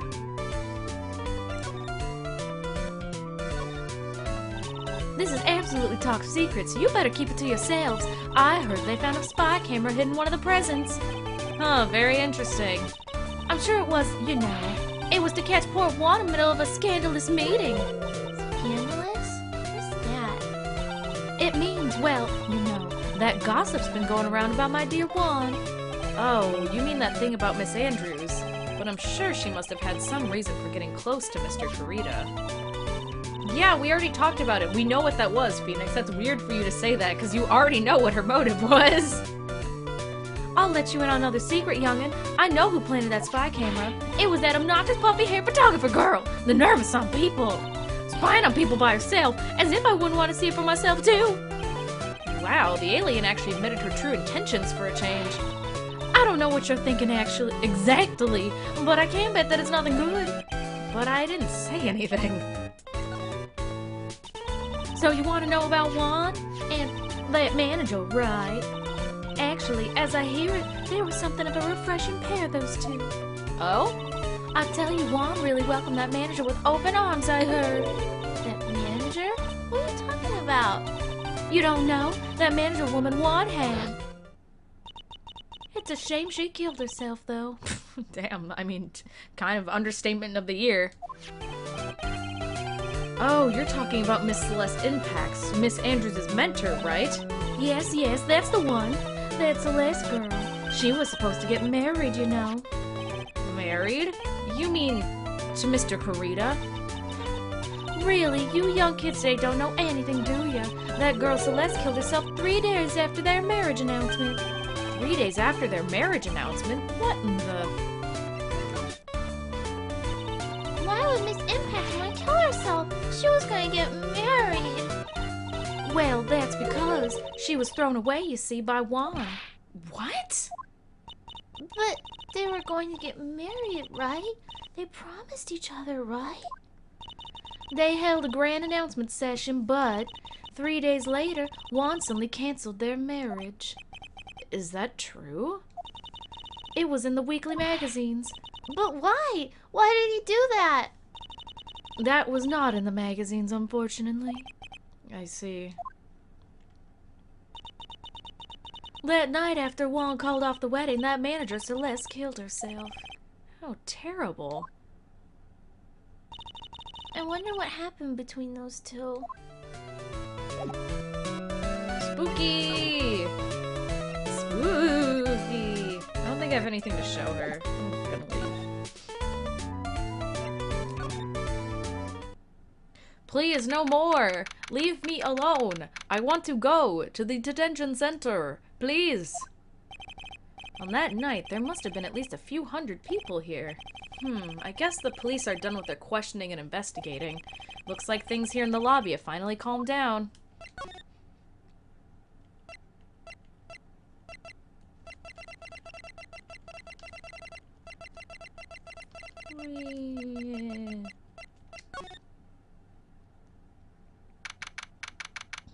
Enough! It doesn't look like Mr. Scruffy Detective is here. Well, he's out there with that camera asking around at all the electronic stores. I'll make some salad for dinner. Oh, Pearl. Looks like Pearls really appreciates what Gumshoe's doing for us. Mr. Neck? Yeah? Where's the lettuce? I don't think I've ever bought lettuce before. Oh, I guess I have to give up on making a salad then. Guess the lack of lettuce is kind of a problem. What a precious baby. Pearl, protect her. Simply protect baby. Visiting hours ended a few hours ago. Looks like we're not gonna get a chance to talk with Mr. On Guard tonight. But isn't what we have to ask very important? Yeah, but I don't think that matters to the guard. Yeah, it's kind of shitty. Check a check a check, check a check a check a check, check a check a check a check, check a check a check a ah! It feels sort of tense in here, doesn't it, Mr. Nick? Yeah, it does. I wonder if something happened. You're Mr. Enguard's lawyer, right? Yes, sir. Well, we finally found just the person we've been looking for. A real decisive witness. A decisive witness? You mean for Mr. Enguard's case? We're taking the witness's statement right now. Gotta hand it to Mr. Edgeworth. What's Edgeworth up to now? Who's the witness? I think you know this person quite well, Mr. Lawyer. Mr. Nick? Between the kidnapper's demand and now this, I can't see any way to win here. Oh, yeah. Mr. Edgeworth wanted me to tell you something. He did? Even though visiting hours are long over at the detention center, he wanted me to grant you special permission, so there you go. I've already called them, so they know. Go on, go talk to your heart's content. Thank you very much. This is such good news, Mr. Nick. Go talk to your heart's content? Sounds like the police are pretty sure they have tomorrow's trial in the bag.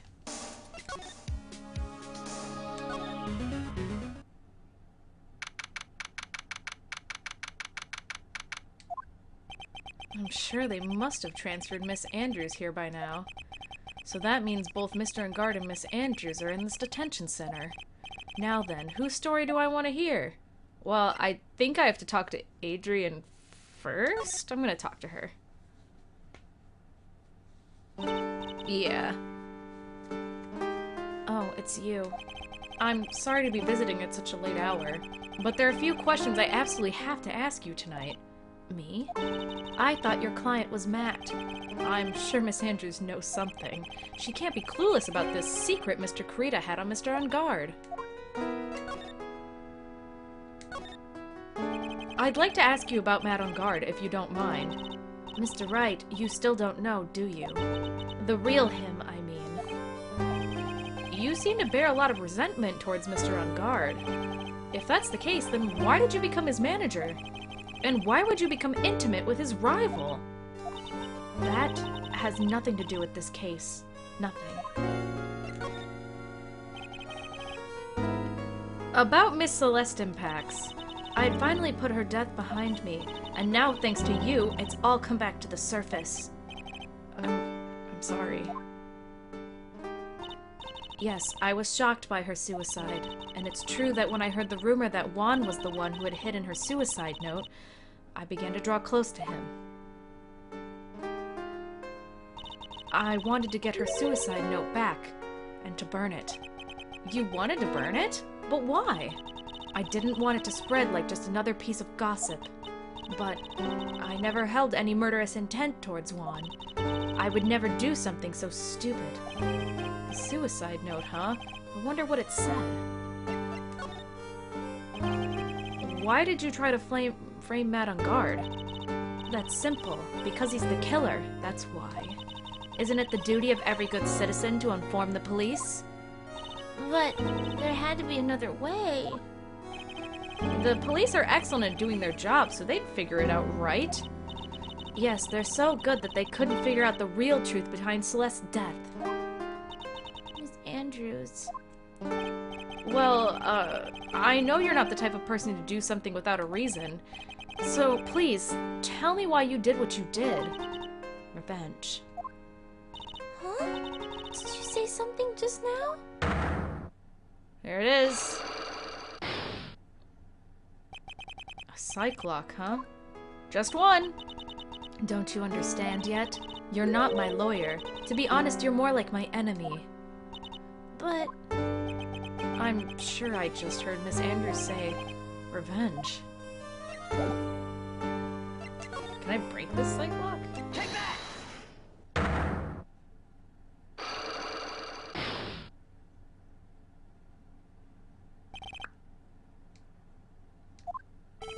Can you please tell me why you framed Mr. Ungard for the murder?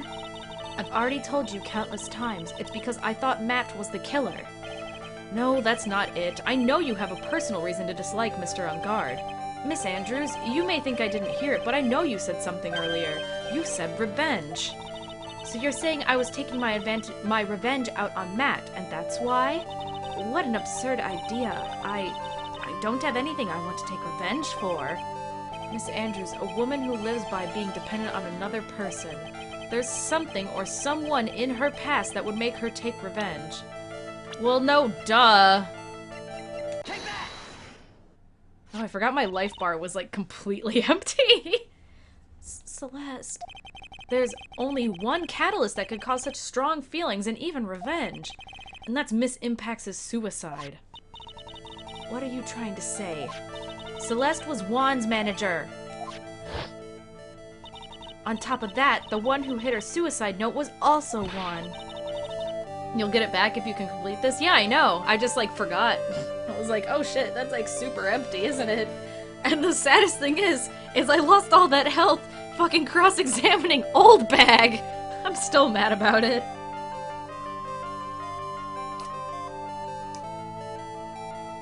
Coffee is delicious and warm. What does all this have to do with Matt? You're right. You haven't mentioned him. Yet. But for you to hate Mr. Ungard, it would mean that he must have had some relation to Miss Impax and her suicide. Sorry, I just got like a thing. Okay, now we're good. Coffee is delicious. I know, right? I like it better black, but it's still good with milk. The milk. It would mean that he must have had some relation to Miss Impax and her suicide. Can you explain to me this relation between Celeste and Matt? Oh shit, can I? I don't think I can. Andrews is so cute, I wish she were real. She's actually... Here's the thing about Ace Attorney. Let me go on a small tangent. I love Ace Attorney so much, but I feel like throughout my life, I've drawn like so little fan art for it, and I've never cosplayed it, which, I don't know if you guys know, I like cosplaying. And like, Adrian was one of those characters where like, a long time ago someone said that they were going to do a cosplay of Matt and Juan, and they were like, do you want to be Adrian? And I was like, yeah, but then like our plans fell through, and I'm still like, damn it, I want to do that, but like not by myself. Well, anyway, do it? I mean, maybe. We'll see. Well, anyway, I don't think I have the... I think I have to go investigate, don't I? I don't think I can break this cyclock, can I? I'm waiting for Quaint to say something, because I feel like Quaint really knows.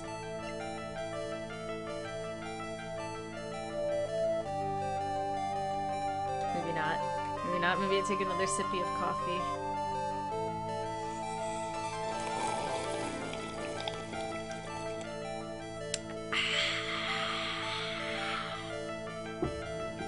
There's nothing left to investigate, I think. Just talking to Matt and Adrian. Maybe I need to talk to Matt? Because I don't have anything that explains the relation between Celeste and Matt. At least I don't think so.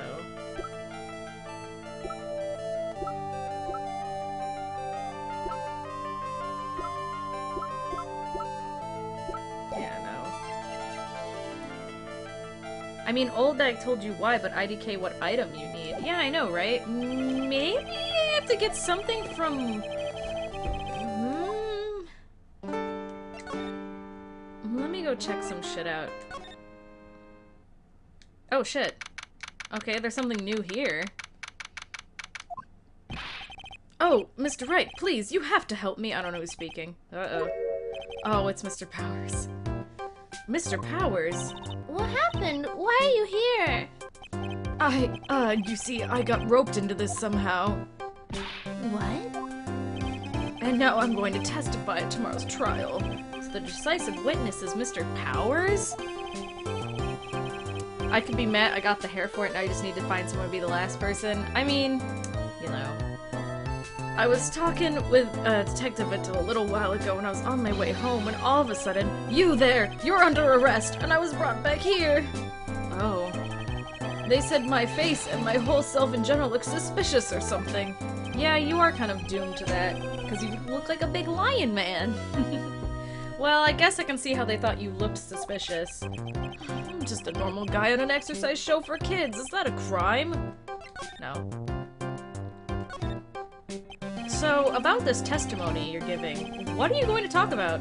I really don't know yet, but it sounds like I saw something pretty important from what they tell me. You saw something important? What was it? Well, the detective told me not to talk about it. Can't tell anyone, especially not that lawyer, he said. Who do you think is that lawyer the detective was talking about? I'm gonna take a wild guess and say it's me. Yeah, you got it. Mr. Nick, Mystic Maya and myself are your only two allies in this whole world, but it's alright. Ouch. I don't really have a lot of friends, do I? This is gonna do a lot of damage to Matt, you know, because he's got that refreshing like a spring breeze image going. But what is he really like? Well, let's see. Matt's always been kind of a player with women. He would never really turn a pretty face away, if you know what I mean. He'd always say, it's just a game, to justify himself. What? How horrible! That's unforgivable! Ow, sorry, didn't mean to offend you. But you know, he said once that there's only one person in the world who won't swoon over me. One person who wouldn't swoon over him. His manager, you know, Miss Adrian Andrews. Why is Mr. Power suddenly looking kind of energetic? Because he's excited that Adrian's not into Matt. You see, I'm actually a sucker for gossip. I mean, celebrities and their world have this dazzling sort of image, right? A dazzling sort of image, but aren't you part of that dazzle, Mr. Powers? No, more of a hairy, sweaty, smelly, brutish kind of guy, you see. But it's okay, really. I get to hear plenty of gossip about the other stars around me as these things happen. Well, that's true. Oh, hey, so did you hear about this yet? About Miss Andrews' mentor and her suicide? You mean Miss Impax? We heard something about how her wedding was canceled. Yeah, that's what I'm talking about. I thought about it a little the other day, about that mysterious death. Hey, Mr. Wright, why don't you ask me about that? Go on, go ahead! Mr. Powers is so charged up his skin is practically glowing with electricity. So excited to talk about how this lady died. Hey, so have you heard this? Celeste left a suicide note. And they say that Juan went and hid it. We heard about that in court today, but there wasn't any actual proof that she had left a note. Well, this is what I think. I think that something bad was written on that note. Something bad for Juan, that is. Something bad for Mr. Kurita? Why do you figure so? Well, before she died, Celeste talked with a few of her friends, and she said it looks like I may have been caught by an insidious man. An insidious man? Did she mean Mr. Kurita by that? Well, there's no one else that fits the bill, right? And that would be the reason for him to hide the suicide note. I see. Well, that's some good info. Thank you. You're welcome. Mr. Engard and Miss Andrews, they're both at the detention center right now. There's still things I don't understand or know about, I'm sure. I have to get the two of them to tell me everything.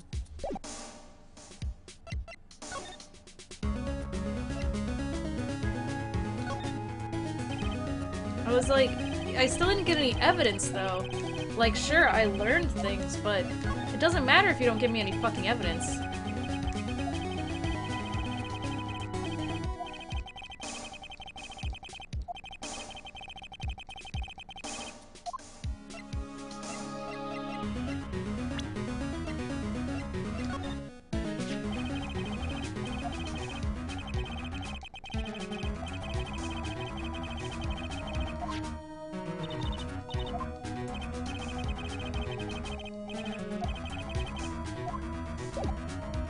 I need evidence!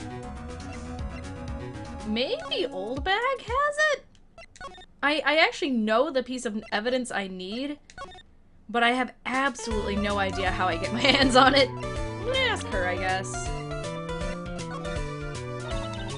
Nope, doesn't have anything to say to delinquents like you, huh? She's an old clam! Do you guys like eating clams? I fucking do. I fucking love seafood.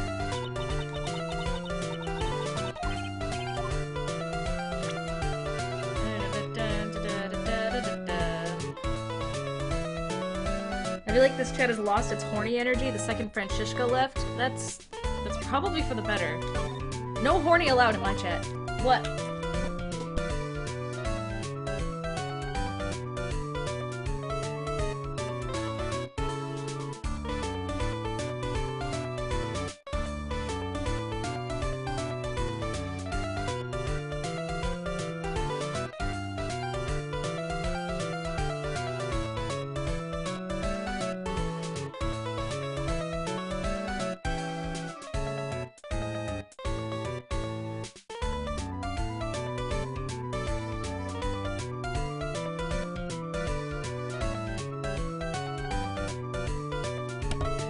Sorry about that. I got interrupted. Oh. Is my mic still sounding okay, by the way? Let me know. Anybody. Blink, blink. Oh shit, she does double blinks. Blink, blink. Yeah, you find sick dude, sweet. Maybe I finally fixed that popping problem. I tried a lot of different things. Servers are down in my MMO. Well, guess what? Time to hang out with Mika time. Well, then how about I tell you my No! Don't want to know that. I don't think I have anything that she can give me.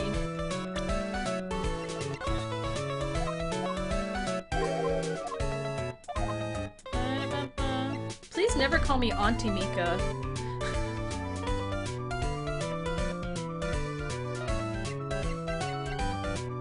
Lob, you can still be creepy in my chat in general. It doesn't matter who you're being creepy about. It's still possible to take it over the fucking top. Man, I just don't know. Oh, I can go back to Matt's place? Oh, that's... Oh, I didn't realize I could go back. Looks like no one is around. Oh, what happened to that person with the stuffed teddy face? You must mean that butler with the stitches in his face. Shoo.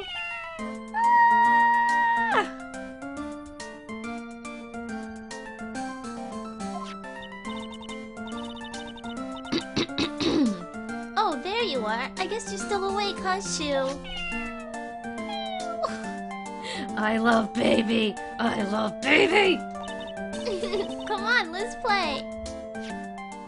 I want to see Pearl playing with the cat. That's fucking cute. Wonder if that butler, Mr. Doe, is already asleep or not.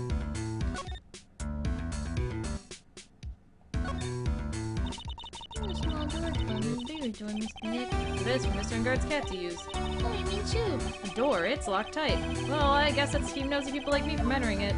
Damn it all. Let me in! Let me in! It's a giant bicycle. It's not a bicycle, Pearls. It's a motorcycle. Ah.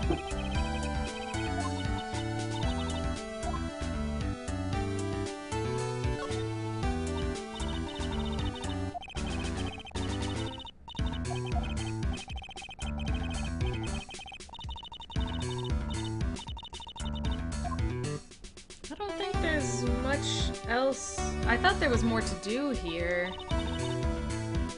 There are masks here. That one in the middle is the Steel Samurai. The ones next to that are the Pink Princess and the Evil Magistrate. They fought many battles against the...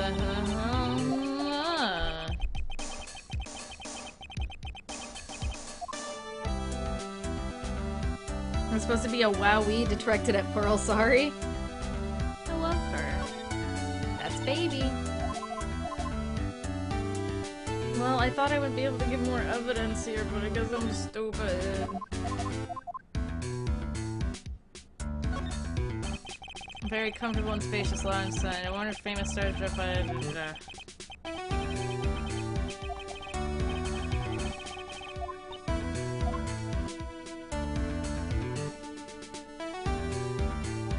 Lob, it's okay. You really don't have to over-explain yourself. It's not that serious.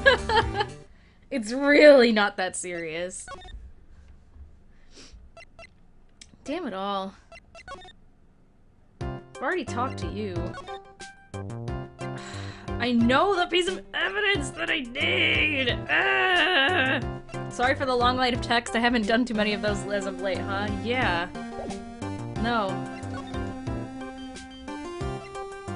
Oh, fucking hell. I know I'm missing evidence. I guess I'll try talking to Matt. Let's try talking to Matt for a bit.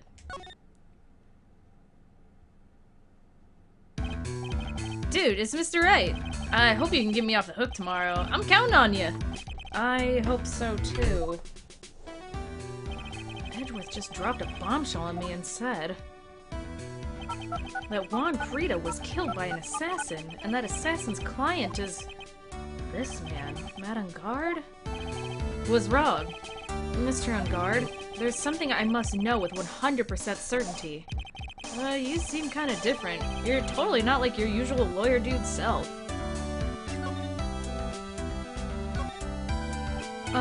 About the press conference. You mean the one where Juan was gonna dress up as the Nickel Samurai? Yeah, I heard a little more about it from Miss Andrews. It looked like somehow Juan had his hands on a secret so powerful that it would destroy Matt's acting career had it been revealed. Could you please fill me in on what this secret is, please? No. I knew this was coming. Mr. Nick, don't tell me. A Cyclock. 5 of them! I'm not sure if any other character ever has as many Cyclocks as Matt does at this part.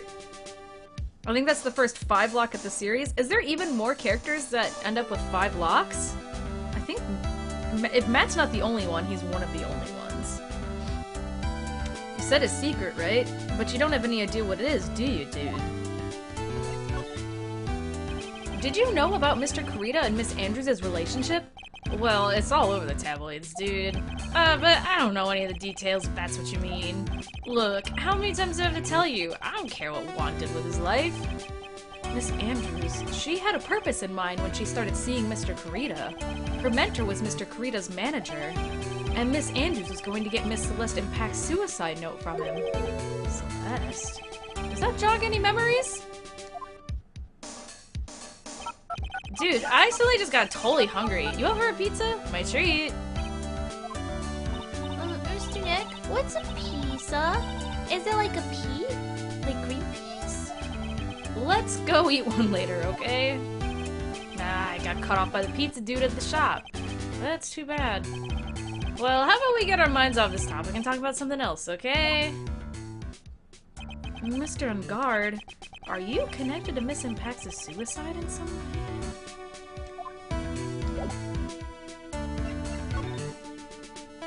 Teach Pearl what a pizza is right now. I know, right? Mr. On Guard.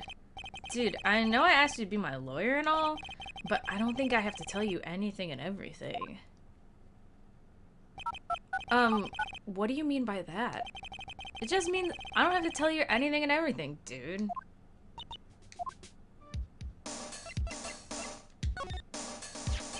About this person, he's He's your butler, Mr. Doe, right? We met him at your mansion.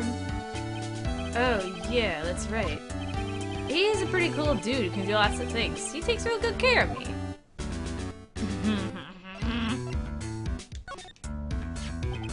I don't get it.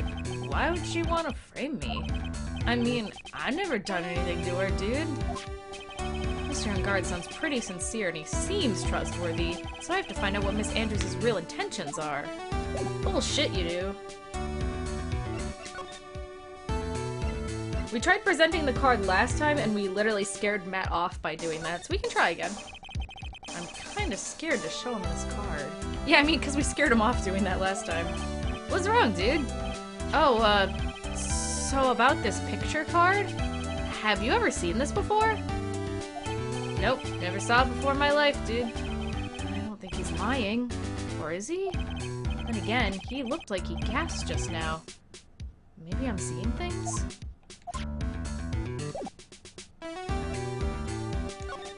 Did you get the locks on Andrews? No, because I'm missing the evidence I need for it, and I don't know where to find it. I don't think there's anything else I can ask Matt about. About this? Mr. Nick, you can't! Huh? Miss Andrews says she doesn't want anyone to know about that, remember? I think Matt knows. What's that? Oh, this, nothing. It's nothing, really. I think at this point you should have everything. I need proof that there was a relationship between Matt and Celeste. And I don't have it. And I have to get something.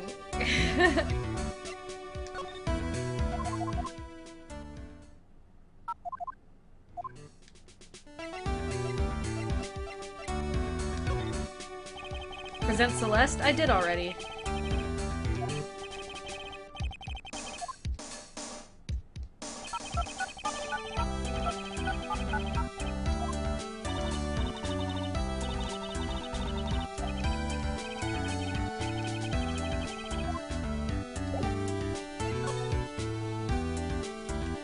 Maybe Old Bag knows? I tried talking to Old Bag.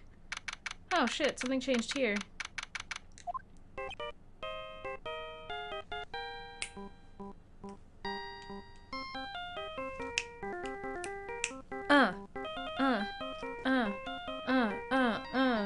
Woo! Woo! This is my jam! Mr. Nick, your phone! I don't like the sound of this ringtone right now. It sounds kind of ominous. That's probably just your imagination. You should really pick it up, Mr. Nick. It could be important. Hello? We got a big problem, pal! What's wrong? I'm on my way to the office right now! Okay. Hey, wait a sec. Why is he coming here? It's terrible! I don't know what to say, pal! It's the end! I say I'm going to... Oh. I got here faster than I thought. Hey. No time to relax now, pal. I'm confused as anything here. Well, what happened? We got him! We know who bought that spy camera! Huh? This quickly? And this bear is what gave him away, pal. Bear? I figured it out, pal! I figured that we should have been looking at that bear instead of the camera. No, Edgeworth told you that. Wasn't that Mr. Edgeworth, that big Pearls. And go on. There's only one person who bought one of those bears who's related to this crime. Who is it? Who would be so rude as to spy on another person in their room? Matt On Guard. Huh? Madden Guard, your client. That's who, pal. And here I thought things couldn't get any worse. Are you sure you heard right? That the person who bought this bear was... I heard it from the department store clerk, pal. This is the credit card receipt for the purchase. It's for $3,800, pal. That's an exact match to the price of that stuffed bear. A receipt? That's all you have? Nah, it's not just the receipt, pal. The store clerk said so himself. He told me, I'm sure I sold that bear to Mr. Ungard. I mean, the clerk even got Mr. Ungard's autograph out of it, pal. So I'm sure the person that bought the stuffed bear was Mr. Ungard himself. My sight is failing me. This can't be. So what about the spy camera we found? Ah, that was a dead end, pal. I mean, you can't get this kind of thing from anywhere. But for now, I guess I can give these back to you for your file away and your evidence.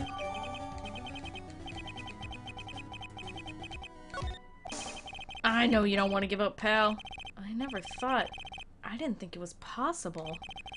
The person who put the spy camera in Juan Corrida's room was Madame Guard. Why would Mr. Ungard do something like this? I bet it was to catch Miss Andrews and Mr. Corrida on one of their rendezvous. I bet it's not good enough for me. Oh, I'm sorry, I thought it was Pearl talking. I have to know the absolute truth behind this camera. Are you gonna see him? Mr. Ungard, I mean. Yeah. I'm scared, Mr. Nick. I wonder what we'll find out next. Some shit, dude. I'm scared myself, but I have to put on a good face for Pearls. Madame Guard, what in the world have you done?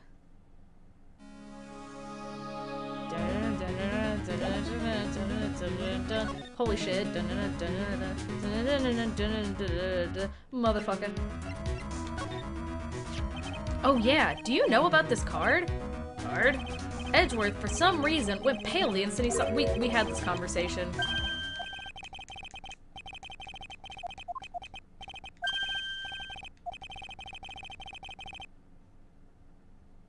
Maybe it was worth it to have this conversation. Now we know that canonically Edward likes to eat escargot. Have you guys had escargot before? I actually have. I think, actually more than once I have.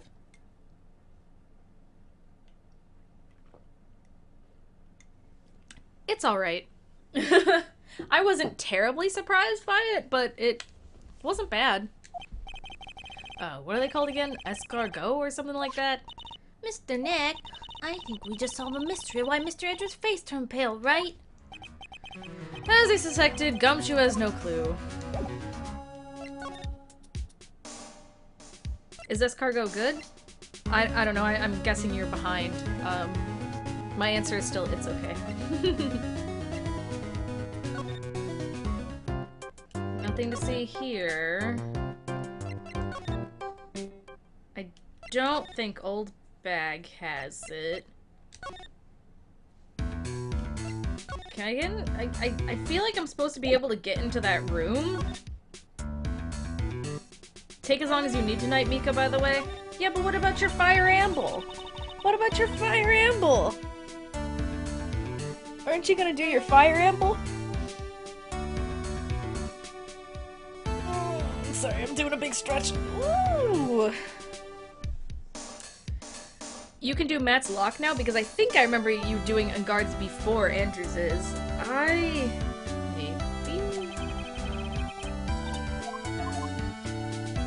I guess I'll go take a look at it. I'm pretty sure, I'm like 90% sure you do Matt's and then that's the chapter end. Like, I'm pretty sure. But I'll give you the benefit of the doubt and go see what his psych locks look like. Oh, shit. You're working really late, you know. It's already past 10 p.m., dude. Okay, maybe not. Andy, that's spoilers! Andy, delete your comment! Andy! I think it's time you told me the truth. Relax, don't you know that ignorance is bliss? But if you really want to know, let's talk. Okay. Maybe I was wrong. I think... Lob? No, you can't do that. No, I'm not fine with that.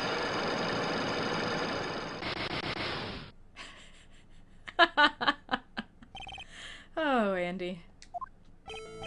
Now, let's hear what this secret of yours is. Mr.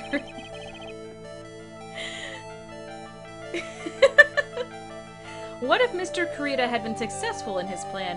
What would he have disclosed? I told you before, dude. I don't know. I don't know anything about one, okay?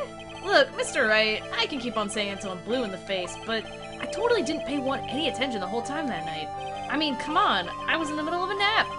Don't lie to me. Huh?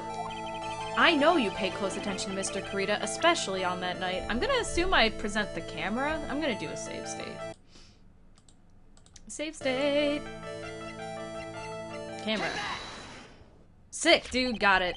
Someone used this camera to secretly film Mr. Kurita's room the night of the murder. Secretly film? What? And then sent the images the camera took with this transmitter. Wow, but dude, where was this camera you're talking about hidden? Oh, there. Take that! The spy camera was hidden in this bear's eye. A bear that was supposed to be a present from a fan. I guess one had a few of those kinds of fans too, huh, dude? Actually, I wouldn't say this bear was a present from a fan. Huh, you sure, dude? Who else could it be from? The person who gave this bear to Mr. Kurita was... Take that!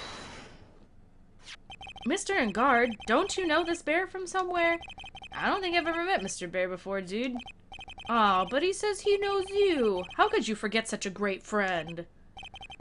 What else did the bear tell you? He says that the one who put the camera in his eye was you, Mr. Engard. If I didn't know you work in court, I think I was in some serious trouble. Come on, this is all a joke, right, dude? You're just pulling my leg. Looks like you're not ready to give up your secret yet. Well, do you have any proof you want to show me first? Here's the proof that it was you who put the camera into the bear! Ah! Take that! I have here one credit card receipt, Mr. Engard. It's from when you bought that stuffed bear. Dude, all you can tell from this is I spent $3,800. I go to the department store all the time, okay? This $3,800, this could be the toothbrush I bought at one time. A $3,800 toothbrush? This ivory. It's got elephant hair for bristles.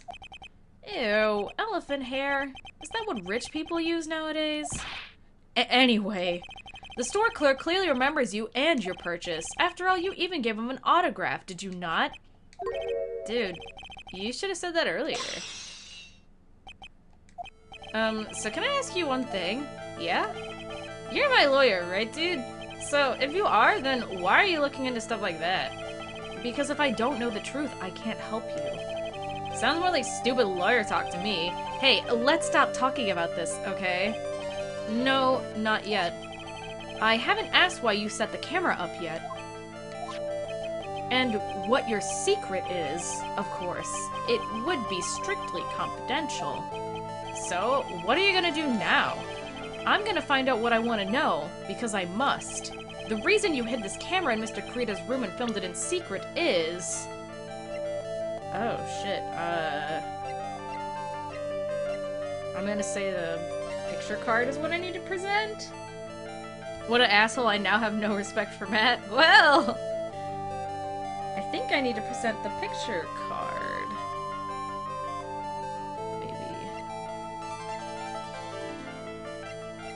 Maybe. I think it's actually just present D-Killer. I would assume you could do either or. I'll do a save state. I mean to save to the second slot, but doesn't matter. Take that! Yeah, no. Because the profile is for John Doe. Take that! There we go. What's this card? Maybe he doesn't know about this card. This is a certain man's calling card. The man's name is Shelly DeKiller, and I'm sure you know of him, don't you? Please do save state because I'm in Hagakure mode 100% correct 30% of the time. Yeah. I was like, sometimes when you say stuff like that, Quaint, I'm like, I don't think that's right, but I don't like, want to, like, I don't know. I don't want to be mean and be like, no, you stupid asshole, that's wrong. Like, I like to entertain that, like, maybe I'm also wrong, you know? We gotta share the brain cell. Shelly the Killer. That's ridiculous! Why would I know some shady scumbag like him?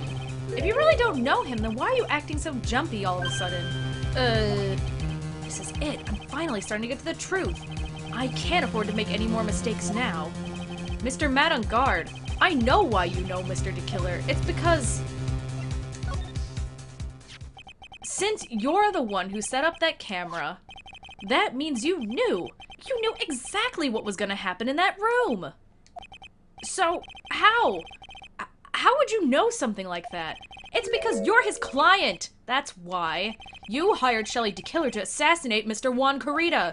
The real mastermind behind this whole murder is you, Madden Guard. And here I was trying to be a good boy for you, dude. I thought if you didn't know, you'd be able to do your job without feeling bad. Well, that's what I thought anyway. Mr. On Guard, you really did hire? Hold on a sec. I'm gonna consult myself, okay?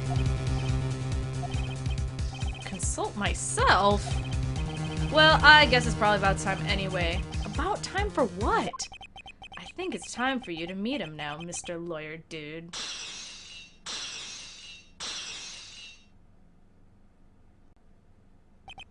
How do you do, Mr. Lawyer? I'm Matt on Guard.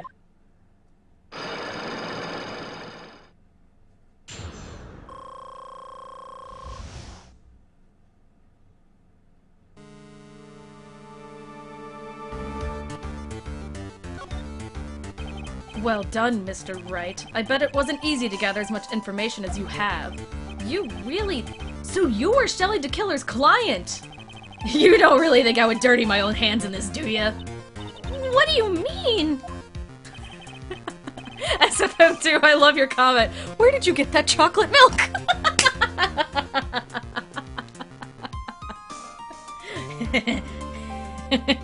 Chocolate milk. That was like the big hot Ace Attorney meme back in the day when this game was still new. People were just like, hey, what is Matt drinking in that big old fishbowl glass? And then people were like, I don't know, whiskey or something? And everyone else was like, duh, it's fucking chocolate milk.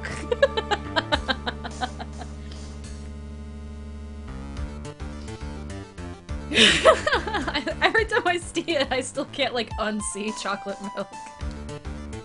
Also, assuming it is alcohol, how the fuck did he get that into a detention center? Like, what? And that woman, Adria, was quite brave of herself, trying to stick the crime on me. I didn't think she had it in her. But all I care about is that Juan's dead. Isn't that right, Mr. Lawyer? That's... You're lying! What a terrible...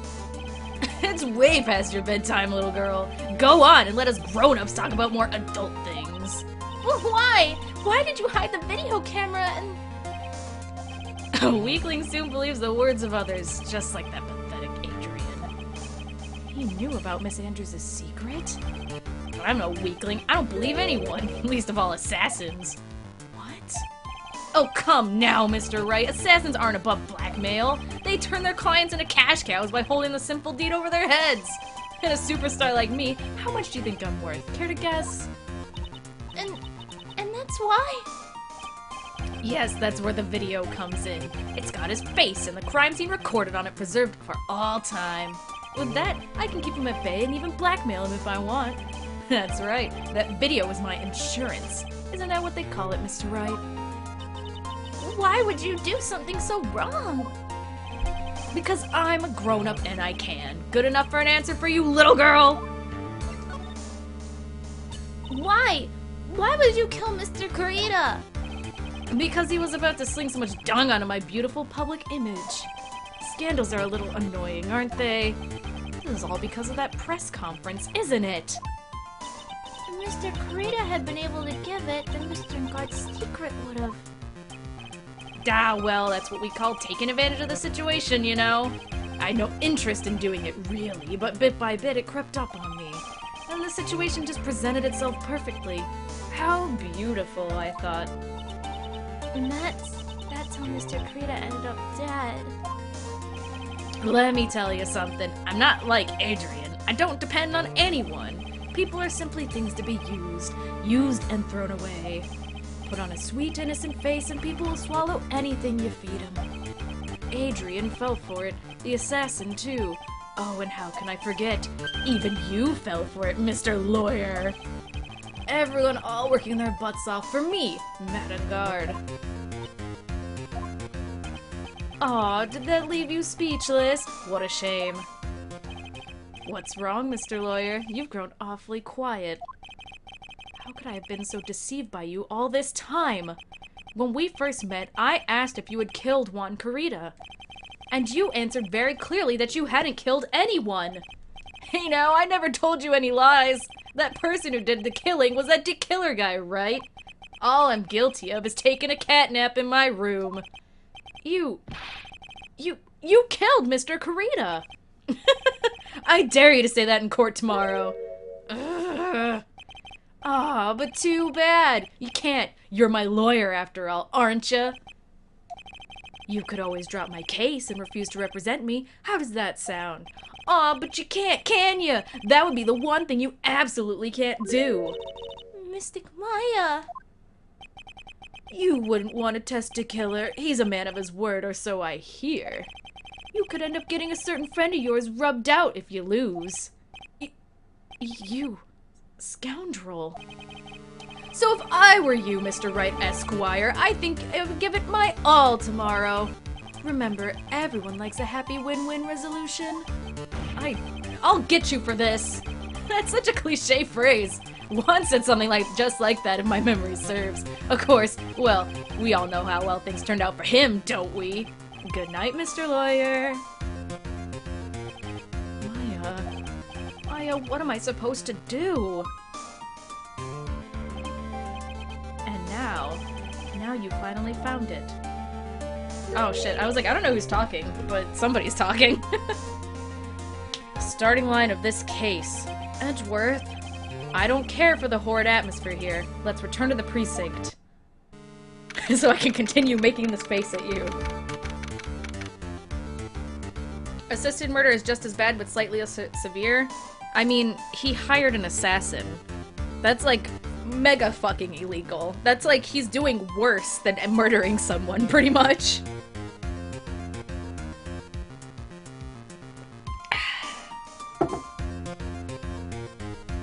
So, no. I mean, in Matt's eyes, he's like, oh yeah, I can get out of it because I can prove that I didn't actually kill Juan, and as long as nobody knows that I hired the assassin, then I'm all good. But, like, if people find out, then he's McFucked. Which is why he, you know, okay, yeah. Yeah. I love this case. It's so fucked up. By the way, this all takes place on March 22nd. Have I been that bitch and been like, look guys, it's exactly a month after my birthday, as if anyone cares. It's like when we were doing Rise from the Ashes and I was like, look guys, it's my birthday. Look guys, it's my birthday. Look guys.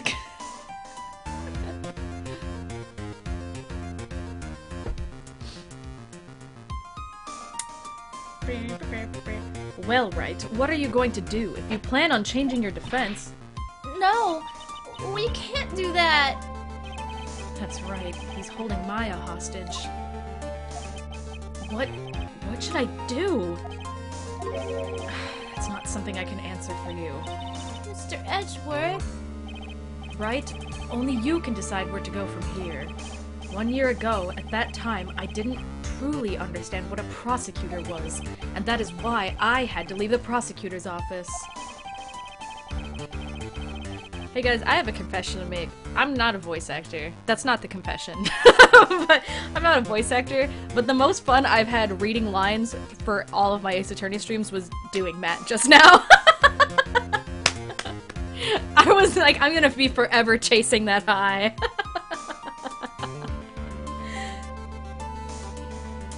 I felt that I couldn't stand in a court of law until I knew what a prosecutor really was. And now, Wright, it's your turn. My turn? What is this thing called a lawyer? What can you do as one? You must find the answer, and you must find it on your own.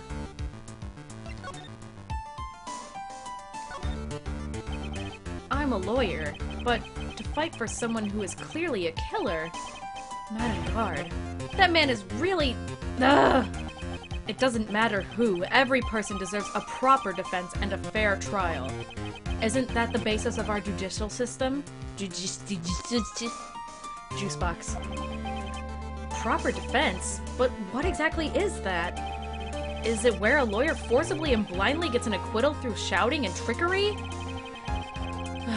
Ironic that you, of all people, should say such a thing. What is a lawyer? A miserable pile of secrets.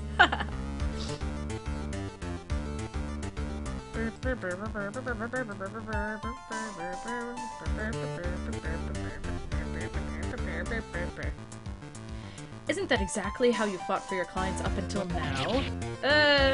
Well, that may be true, but I can see the face Phoenix is making right now. That, like, grinning face he does where he's got his hand behind his head.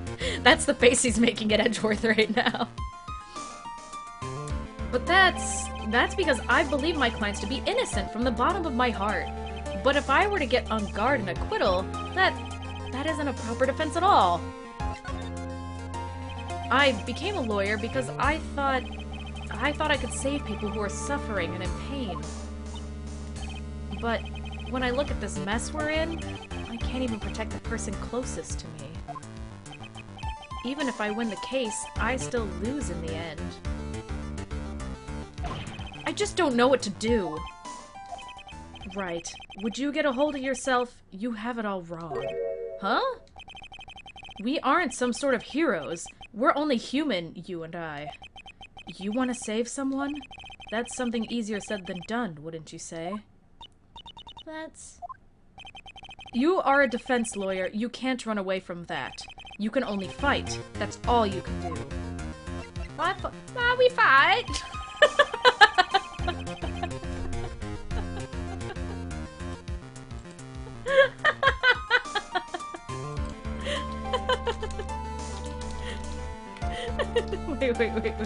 Wait. I'm sorry, but I have to. but Edgeworth. Why? Why we fight? Why we fight? Why we fight? Oh, man. Thank you, Mika. Very cool. You're welcome. Oh, shit. I skipped some dialogue, but whatever. It's fine. It's totally fine. You fight to the very end, even when you know the truth is not with you. But I'm not like you. I can't fight for a false verdict for a man I clearly know to be guilty. Francisca, she fights for herself. The only thing she fights for is her perfect win record. That's all. And? Isn't that the same as you? Isn't that why you ran away a year ago? Because your precious win record was destroyed? You're so petty! I see. Now I understand why you despise me so. However, you're mistaken. What do you... Thanks to you, when you sealed off my path to a perfect win record, I began to realize the error of my ways. I realized that things such as a perfect record were meaningless. Huh? I don't believe you. Are you saying that's why you left the prosecutor's office? But then, why? Why are you here now? The answer to that is something you will find out on your own. I have faith you will see it before the verdict is read tomorrow. But if you can't, then you'll be powerless to change the ending of this story. The miracle never happened. Aw, shit. Mr. Nick! The transceiver! I'm sorry for what happened earlier. Well then, Mr. Attorney, do you wager you can obtain an acquittal tomorrow? My. What is the matter, Mr. Attorney? I don't sense your usual anger this time. Tell me, please, why are you holding Maya hostage for Mr. On Guard's sake? Why are you doing this for that cold-blooded killer? Right. Please don't misunderstand things. He is my client. Don't toy with me! A man who hires an assassin is just as much of a killer himself!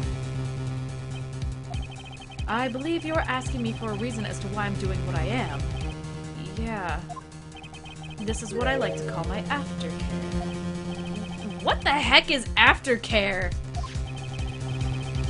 My name carries a certain amount of honor and dignity, Mr. Attorney. I take great care to ensure that no suspicion falls upon my clients for my handiwork. That is what is called client relations, and it's part of an assassin's duty. An assassin's duty? We were unlucky this time, and my client was arrested as a suspect. As a result, I did what I had to do to enlist your expert help, Mr. Attorney, and to ensure that you would do everything in your power to the very end. What is your name? I believe I told you once before, however, you did, but my name is DeKiller. Shelly DeKiller. You're Shelly DeKiller? Please keep in mind you do not have such space to maneuver with me. As a DeKiller, I always finish what I set out to do. If you fail to keep up your end of the bargain... Maya, it would be my duty as an assassin to see that she receives a nice long nap. No! Now then, if you'll excuse me. If someone were to trace the signal back to me, it would be quite troublesome. Gee, I wonder where he is. Mystic Maya! Mystic Maya! I don't know what to say. Edgeworth! Huh? Did you hear that? At the end of that transmission. Oh, that. It sounded like a cat. A cat? It can't be! That cat... Can it? What is it? I think I know where Shelly DeKiller is holding Maya hostage. Edgeworth, have all police units head for Ungard Mansion immediately. Alright, you hurry over as well then. Don't lose Hoop. Don't lose Hoop! Mika kills the moment! Woohoo! We must not lose Hoop!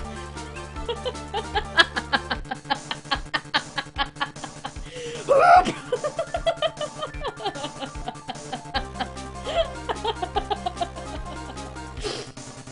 Oh man, I'm so glad I got multiple people in the chat to say Hoop. Hoop! Hoop! Hoop! Don't lose Hoop! Don't lose hope yet, Pearls! The fight has only just begun! Yeah!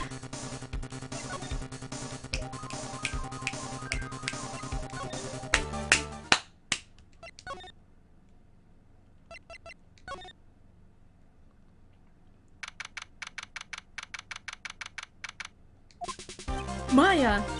Please answer us! Mystic Maya! We have this area completely surrounded. There's no way for him to escape, assuming he's still in the area. I can't believe it. That butler, all this time he was DeKiller. He and Ungard were working together all this time. I'm sure they had worked out a contingency plan ahead of time. Gee, I wonder if anything's different. If I examine this right now, do I still get... I'm glad that we're still having like a casual talk, like, take a sip of the tea. It seems that Ungard was quite famous, even as a motorcycle racer. Generally when I start like him, like, I'm literally imagining them like sipping little teacups while they're having this conversation. Generally when a star like him tries to do something like that, they fail, but it seems Ungard is no ordinary man. There's a bear in front of the cat door. No, really? This is the first time I've seen such a large fireplace. I don't particularly care for large fireplaces. They remind me of my youth. I wonder if memory serves, if it's because of that rich aunt he had? Don't tell me you're still stuck on that incident. Don't take this personally, but I really do not wish to remember anything from that time in my life. Am I pissing everyone off with this? That Ungard. This is probably... Take a sip of your tea. This is probably where he conducted business with DeKiller. Yeah, Shelly DeKiller values his client relations more than anything else. So I'm sure he must meet his clients in person to talk about any transactions. Alright, okay, I'm looking at the thing now. Oh, it's a favorite of a bear. But there are a lot of cuts in it for some reason. There? Isn't that more of a thing for Mr. Karita? Why would something like this be here? Right, look down. There's a little pet door installed here. I'm sure that's for Shu. Do you think that this came through that little door? This door, it's locked! Well, I'm pretty used to breaking doors down by now. Let's go, Edgeworth! Whee! Ugh, there's no one here! From the looks of this room, I would say this is Engard's private lounge. Look at this, right? An antenna for sending and receiving radio signals and a VCR? Check inside the deck. If there's a tape, it would be an important piece of evidence. If we're lucky, it'll have the moment the crime was committed recorded on it. I'm sorry, but the tape deck is empty. There's no tape to be found. But there's no mistake that someone used this to record something. It looks like someone took the tape we're looking for and escaped with it.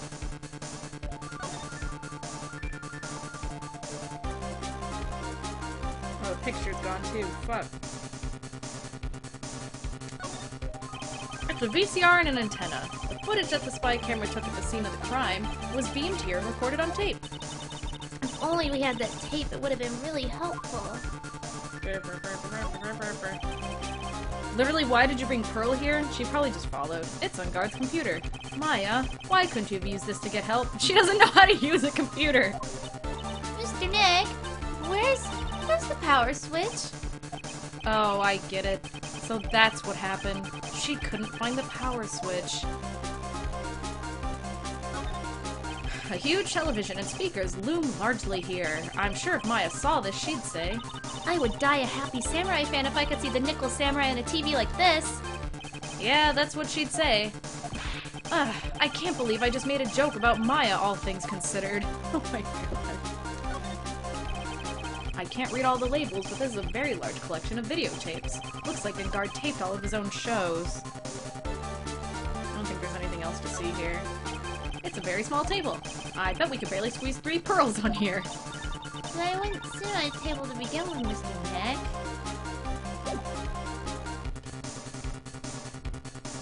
Does she say that during her part? I don't remember if I examined the TV.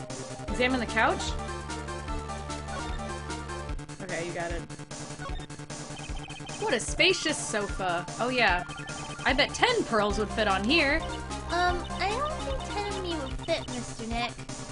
Cool. Good talk.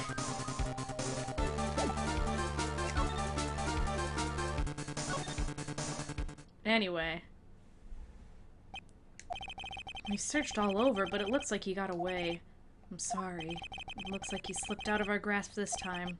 And now we've lost our only lead. Don't give up yet. That little girl is looking for you to be her pillar. Yeah, you're right. We're close, I can tell. We've already set up checkpoints along every route leading out of this district. Leave the rest to us. Maya.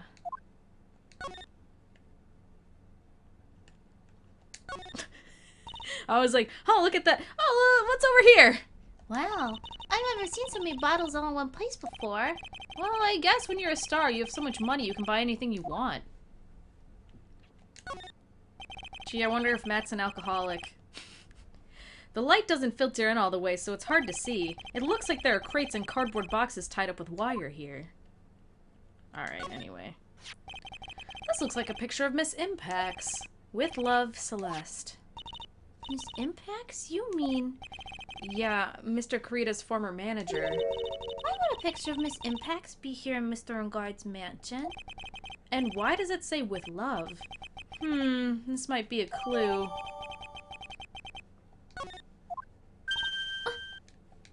What's wrong, Pearls? Please let me see that picture frame. Huh? What's so special about the frame? On the back. There's something written on the back of the frame. Maya. It's Mystic Maya! She left us a message! What? I thought you'd come. I knew you would. Now listen up. You better get on guard a guilty sentence, okay? If you get that creepy slime bag of not guilty, I'll never forgive you, ever! I'm fine, so you don't need to worry.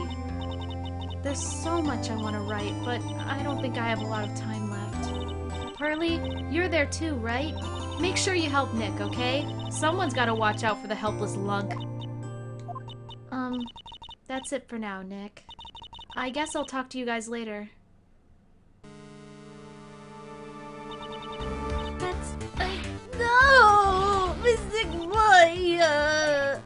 Right.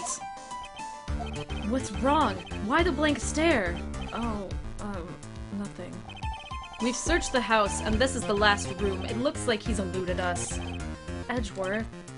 Yes? As far as clues go, I think this is about all I'm gonna get. But I'm still short one last thing. And what is that?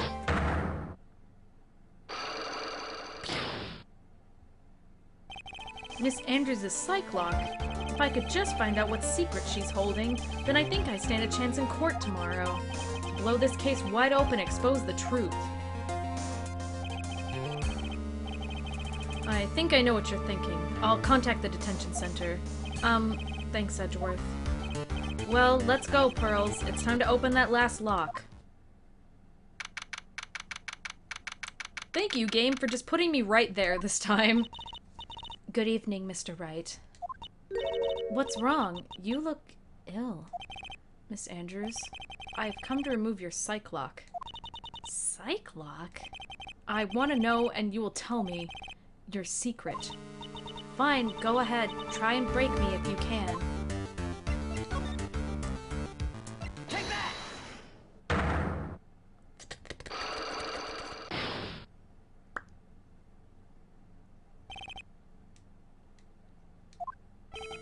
Can you please tell me why you framed Mr. Ungard for the murder?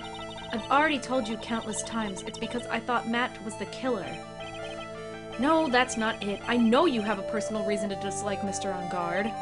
Miss Andrews, you may think I didn't hear it, but I know you said something earlier. You said revenge. So you're saying I was taking my revenge out on Matt, and that's why? What an absurd idea. I don't have anything I want to take revenge for. Miss Andrews, a woman who lives by being dependent on another person. There's something or someone in her past that would make her take revenge. No duh! Take that! Celeste. There's only one catalyst that could cause such strong feelings and even revenge, and that is Miss Impax's suicide. What are you trying to say? Celeste was Juan's manager. On top of that, the one who hit her suicide note was also Juan. What does all this have to do with Matt? You're right. You haven't mentioned him yet. But for you to hate Mr. Ungard, it would mean that he must have had some relation to Miss Impax and her suicide. Can you explain to me this relation between Celeste and Matt? Take that! This is a photo of Miss Impax, correct? She looks younger than when she passed away, though. With love, Celeste. This is Miss Impax's handwriting, isn't it? Where did you find this? No, that's all right. It was a rhetorical question. Yeah, it is. I found this at Mr. Ungard's mansion. And after all this time, my last remaining secret has been revealed.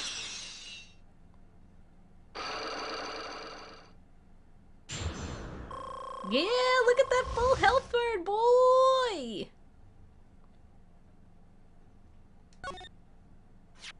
Celeste, she was supposed to get married to Juan. Yes, but I heard that it didn't work out. Because Mr. Karita didn't want to get married to her anymore, right? Yes, because of Matt. But because of Mr. Ungard? What do you mean? I think I can see where this is going.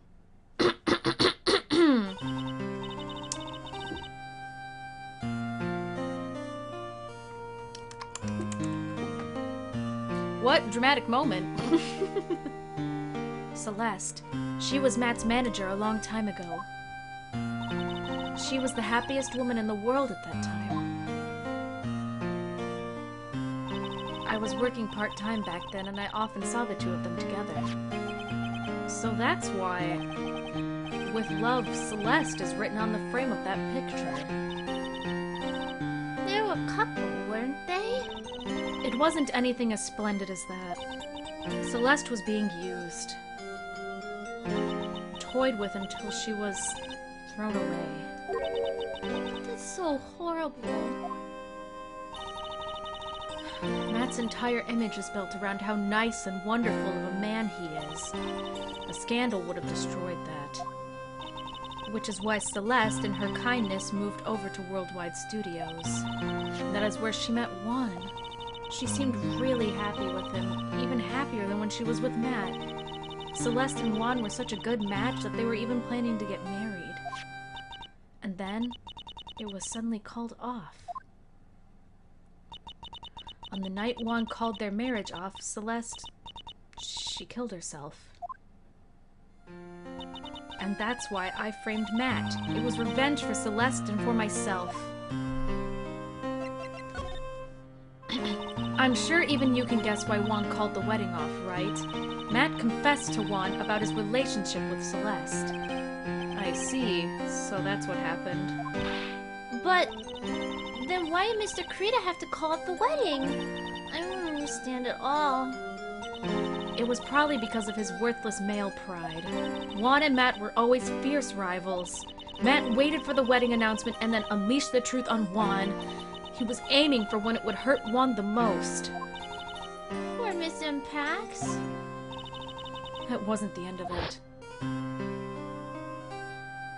That day, I'm almost certain that Celeste left a suicide note behind, and in that note, she left a detailed account of Matt's various misdeeds, and so that she would never again be hurt by Matt, she chose to die. That's when Juan discovered her body.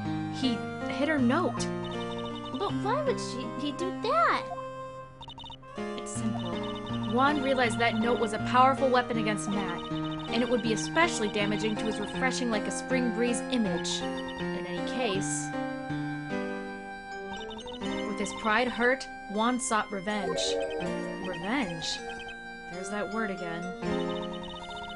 Juan wanted to publicly disclose the contents of that suicide note. At a time that would cause Matt the most damage, of course. And that was at the press conference after the stage show. I know all about it because I heard it from Juan. It was so I could find out about all this that I drew close to Juan to begin with. They're quite a pair of hideous monsters, aren't they?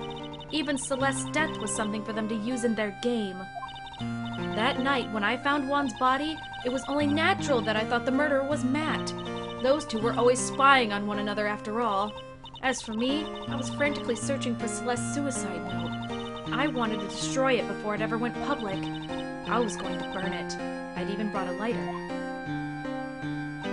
But I couldn't find the suicide note, and that's when revenge crossed my mind. Yes, I was going to bring them to my own kind of cruel revenge.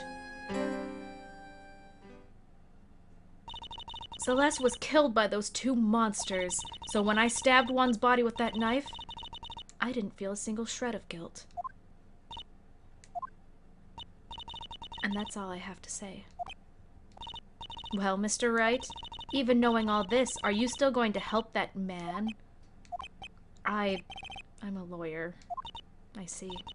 What a foul profession. Thank you very much for your time and for talking with me. It was no big deal. I couldn't sleep anyway. Take as long as you want, Mika, by the way. I mean, are you planning to stream, Andy, or no? That's what I need to know. Are you gonna do the fire amble? The fire amble. You are? Okay, I mean, we can stop before the trial. I know it's a cliffhanger, but, like, it's gonna take a long-ass time to do that trial. It's long. It takes a while. Well, now you have to finish the case, LOL, says Andy. That's not necessarily what he's saying. He's just like, take as long as you want. Take as long as you want. This trial is long as shit. I mean, we're in the thick of it. If it's not obvious, we're nearly there. Did you know that goodbye, my turnabout is long? Andy, it's called farewell, my turnabout, you ignorant scum. I don't know, Andy. It's gonna be like 2 hours, LOL. I know, right? That's why I'm like, it's not midnight for another hour in your time zone, right? Yeah. I don't think there's any more investigating. No, there's like no more evidence. Like, I know there's at least one piece of evidence that we'll get. Oh, we do already have this. In the trial. But yeah. We're in the final countdown. I don't know. Andy says keep going, so I'm probably just gonna keep going because he's like, Mika, take as long as you want. Mika, take as long as you want. Mika, take as long as you want. Mika, finish the case. Mika, finish it. Finish it. Finish it. Finish it. Fire Emblem isn't active for me. Ah, okay. So it's like not ready. Oh, Paganium style. You can probably finish the case. Yeah, I think so too. How did I get into this mess? That's far enough! You can't run forever! Mr. Phoenix Wright.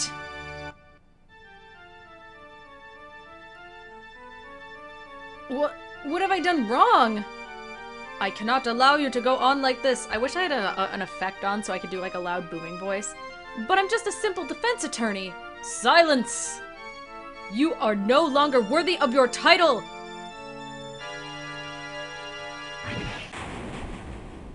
He's having that dream again. Yeah. It's a throwback to the first case, son. I've had this dream before, someplace, some time ago. As if this day was... Oh, shit. Today I'll stand in court for reading the chat. When I shouldn't have been. To prove a killer innocent.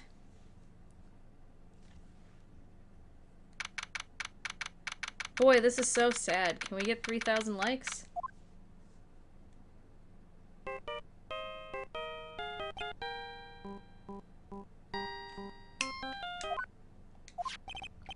Hello, this is Phoenix Wright.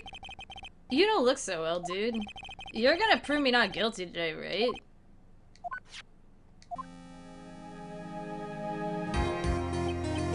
Damn it, now you're bringing alcohol into a courtroom, Matt? Come on, chill. If you please, Mr. Lawyer. Remember, it's not just me. Your precious friend's life is riding on today's verdict, too. Ugh. Put the Nestle away, bro. Now listen up. You better get on guard a guilty sentence, okay? If you get that creepy slime bag and not guilty, I'll never forgive you, ever. Maya. Phoenix? Phoenix! Mia! Maya. How's Maya? I don't know. You don't know? She hasn't tried to channel me since yesterday. Mia, what am I supposed to do? Well, like I said, for a lawyer, the worst of times are when you have to force your biggest smiles. But You can't give up. There's still some hope left. stop it, please. There's nothing left. Not here, not anywhere. And now my phone's ringing! Ugh, it's that cursed on guard again. Will you leave me alone? Look, don't call me anymore. I mean it. You're really mean, pal. Gumshoe. I'm really, really sorry. Where are you? They let me join the investigation team and we're chasing after the killer, pal. Then you have some sort of lead? Sorry, but right now we got 0 leads on the guy. But we're not gonna give up. Gumshoe. Until the trial's over, until the verdict is handed down, we're gonna do everything we can to find the killer. If we can get Maya out, then we can get on guard guilty verdict he deserves, pal. That's true. I could do that if they found Maya first. You got that? So you have to do whatever you can to make the trial last longer. I have to make the trial last longer? If you go at Mr. Edgeworth with everything you got, then you two can draw it out. Oh, now I get it. I believe in you, pal. You and Mr. Edgeworth can do it. So, believe in us! We're gonna give it all we got, just like you. Got it. Thanks, Gumshoe. Hey, Phoenix. You understand now, don't you? You have something money will never be able to buy. Friendship. Wow. Sorry, that was so just like, in after school special, Mia Fey. Friendship. It's the strongest weapon in the world and you have it in abundance. Yeah. Looks like we're coming to the end. I have to make the trial last as long as I can. Gumshoe will come through, I know it. Man, when are you gonna slip us a nipple, Mia? Walla walla walla walla walla walla walla. Crack! Court is now in session for the trial of Matt Ungard. The defense is ready, Your Honor. The prosecution has been ready for a while, Your Honor. Now, as I recall, we concluded yesterday's session with a big mystery on our hands. The mystery being what exactly was Miss Adrian Andrews' role in this murder. That is to say, is she really connected to the crime itself? Mr. Edgeworth, if you would please inform the court of today's proceedings. Adrian Andrews. She forged evidence that threw suspicion onto Mr. Ungard, and then proceeded to escape the crime scene by wearing a nickel samurai costume. The guilt of these actions are those from which she cannot escape. Then you're saying that she is guilty after all? I'm not finished, Your Honor. Miss Andrews has nothing to do with committing the actual murder. I would like to direct the court's attention to this card. What is that? It looks like a shell. This is the calling card of a certain assassin. Assassin, you say? Yes, Juan Carita was killed by a professional assassin, and that person who hired the assassin, his client, so to speak, is Matt Ungard. Walla walla walla walla walla walla. What a surprising turn of events! Quit pegging people in my chat! I would think it's become commonplace by now, Your Honor. I know what's going on this time, so I know that everything Edgeworth has said is true. But we still have to hold out as long as we can. At least until Maya's safe and sound. Then fuck it, we can lose this case.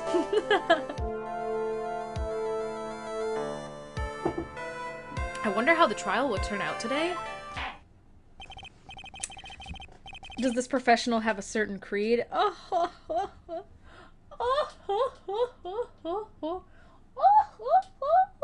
I've never played Assassin's Creed. Now then, please call your first witness, Mr. Edgeworth.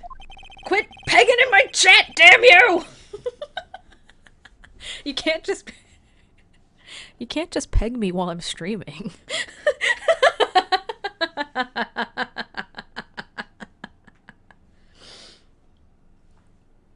That's lewd. The prosecution calls the defendant's mentor, Mr. Will Powers, to the stand. There he is. Now then, witness, your name and occupation, please. Okay. I'm, Will Powers. I'm a poor, underpaid action star. And what is your relation to the defendant?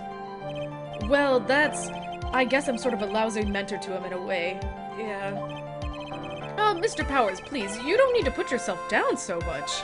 Oh, sorry. Well, I'm just kind of nothing sort of guy. On the night of the murder, you visited the defendant's room. Is this correct? Yes. I didn't know that. But you know, I didn't actually get to see Matt when I went. All you need to do is answer what you're asked. Now then, I would like you to please testify about when you went to Mr. Ungard's room. Okay, sure.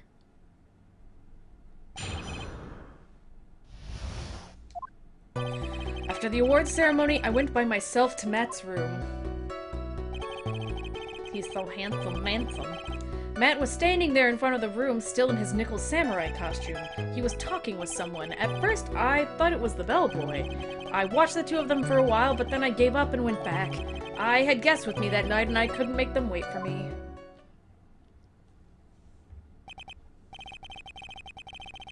Nothing sounds out of place in Mr. Powers' testimony, and talking with the bellboy is no big deal. If one assumes that the person Mr. Ungard was speaking with was an ordinary bellboy, what are you implying? Well, Mr. Wright, let's have your cross-examination, shall we? Looks like we're in another sticky situation. Huh? A trap. Can't you smell it, Phoenix? But for us to find out more, we're just going to have to charge in head first, right?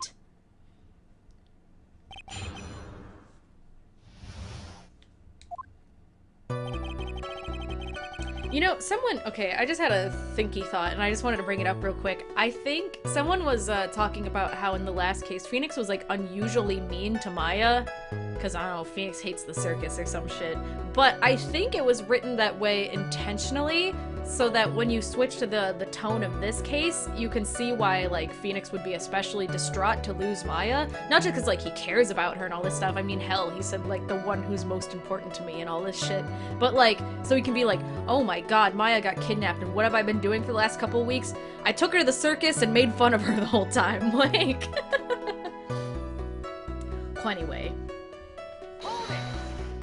That was you? Well, yeah. It's not as if it was great to watch Phoenix be unusually mean to Maya, but it kind of, like, makes sense for Phoenix to feel especially guilty and be like, oh man, I have to save Maya, because boy, I don't treat her well. I'm a piece of shit. And the thought of her riding his back and jumping out of the lion's mouth, Phoenix now thinks of that and cries, and he's like, we never got to do that. The defendant's room, why did you go there? Well, I'm his mentor, like a big brother sort of, and I wanted to say congrats. What's wrong? Why did you stop? Mr. Wright, what is it? You're going to try and trick me into a corner, aren't you, huh?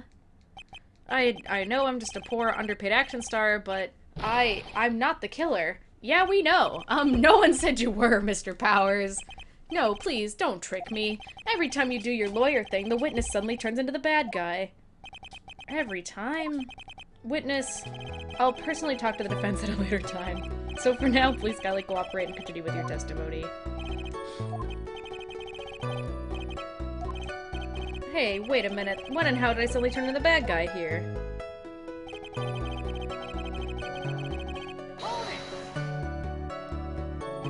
Are you sure that was Madame Guard? Yeah, I'm sure. He wasn't wearing the nickel samurai mask then. If that's the case, then he really can't be mistaken. And what was the defendant doing standing in front of his own room?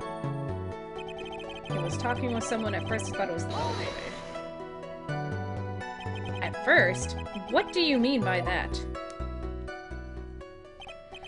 Well, he was in a sorry for my bellboyish uniform. He had a bottle of juice on a tray. Sounds like an ordinary bellboy to me. Yeah, but I think he was a normal bellboy. And why was that? Why did I think that, Mr. Wright? Yeah.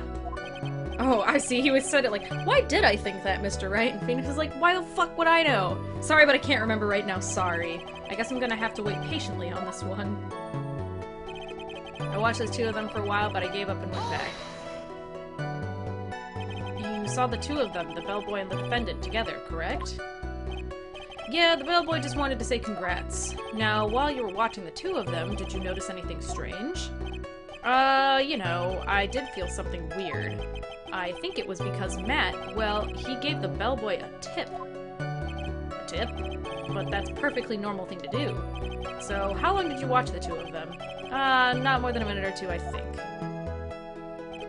I guess with me that night, I couldn't make them wait for me. So, who are these guests you're talking about? Hey, dumb shit, it's you! You and Maya and Little Pearl. I thought it would be really rude since I invited you guys if I disappeared on you, so I went back to my seat pretty soon after seeing Matt in the hallway. You're like squeezing water from a stone. It's probably pointless to press further. Do you remember this incident? Did Mr. Powers leave his seat that night? I don't remember that happening at all. Maya was making such a racket in her hyper state, I ended up focusing on her. I see. In any case, from his story, he probably hasn't got on for very long.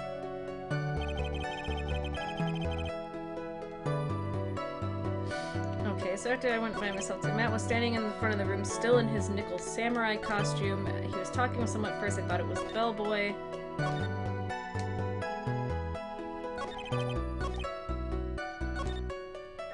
I don't know the contradiction, but is this still gonna be like, how did you know it was Matt if he was in the nickel samurai costume? Shouldn't you have his mask on? Were they trying to like fool you out with that picture where you could see his face? But I don't... Press the statement about the bellboy again? Oh, really?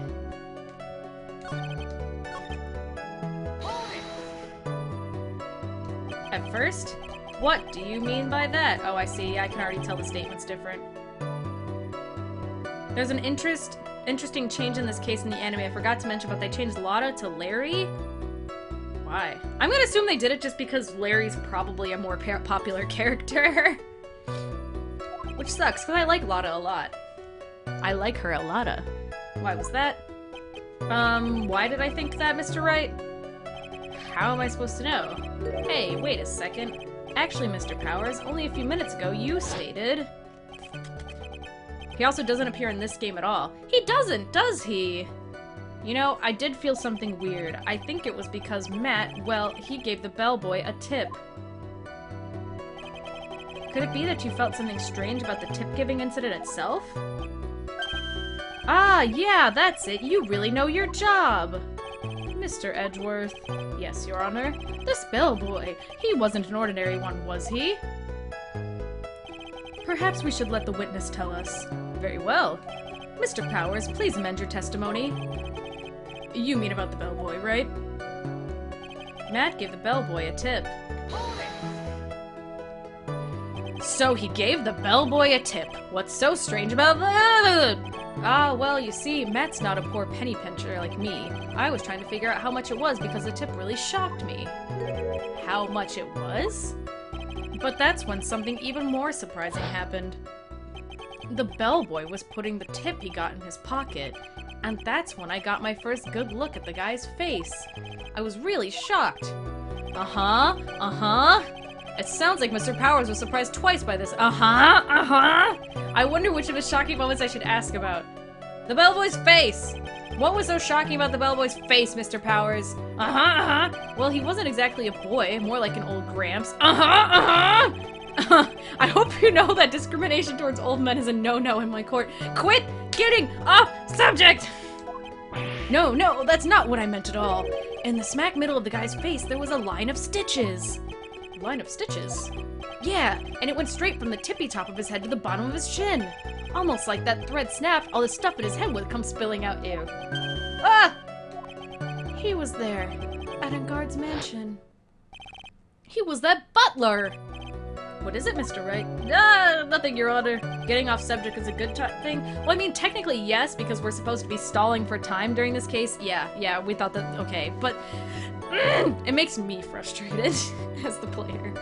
So that means Engard was talking with the killer then. If that fact were to be exposed, Engard would be declared guilty in a blink. Phoenix, you have to play dumb here. Pretend you don't know anything. Yes, Chief! You sure you don't have something you would like to say, Mr. Wright? Huh? What did you say, Your Honor? Nothing, Mr. Wright. Nothing. We're just going around and around in circles. Now then, Mr. Powers, please continue with your testimony. Watch the two of them for a while. Say that out loud, Mia. I know, right? Like, in front of the court, he's like, Phoenix! You have to play dumb! And then everyone in the stands is like, what? What did she say?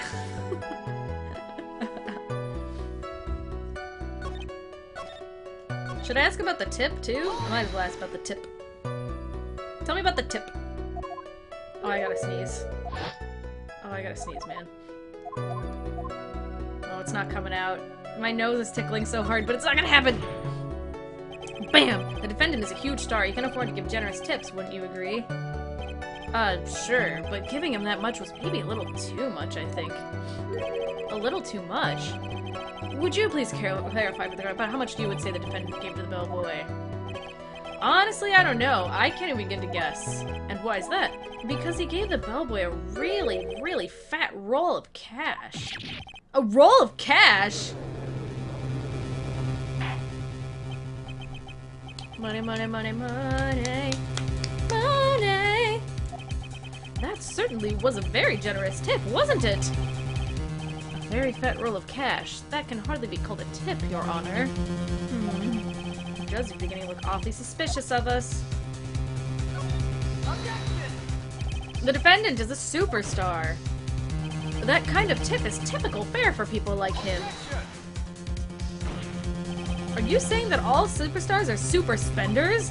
If I could receive large rolls of cash by simply bringing people things on trays, then why on earth would I be standing around here prosecuting? He's got a point. I don't even get paid, let alone roll. I don't even get paid, let alone rolls of cash for all my hard work. Phoenix, you have to play dumb. Hey guys, what's a lawyer again? So supposing that roll of cash was not a tip, then what was it? Payment, Your Honor. Payment?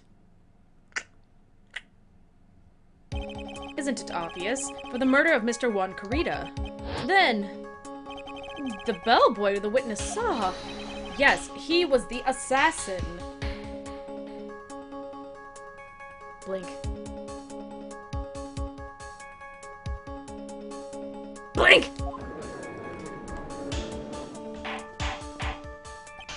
Hold your horses now. Mr. Edgeworth, you don't have any proof of this, do you? Have I ever been unprepared to support my claims, Your Honor? You're not in sync? Or you're in sync? Oh my god, I misread that for a second. I was like, no! Yay. I think I fixed the synchronization problem. I had to change some of my settings on XSplit, but I think we're okay now. I have here the card Shelley DeKiller left at the scene of the crime. Shelley DeKiller? He's the person the police's special investigations team has been chasing for ages. I'm certain that the person the witness saw was this very assassin, Shelley DeKiller assassin. I just said assassin. Really? What's wrong, Mr. Powers? No, nothing. Something just clicked in my head and I think I just figured something out. Oh? Actually, I saw that bellboy again later on that night. What? Clack. Mr. Powers, please testify. Tell us what you saw. Yes, sir, right away.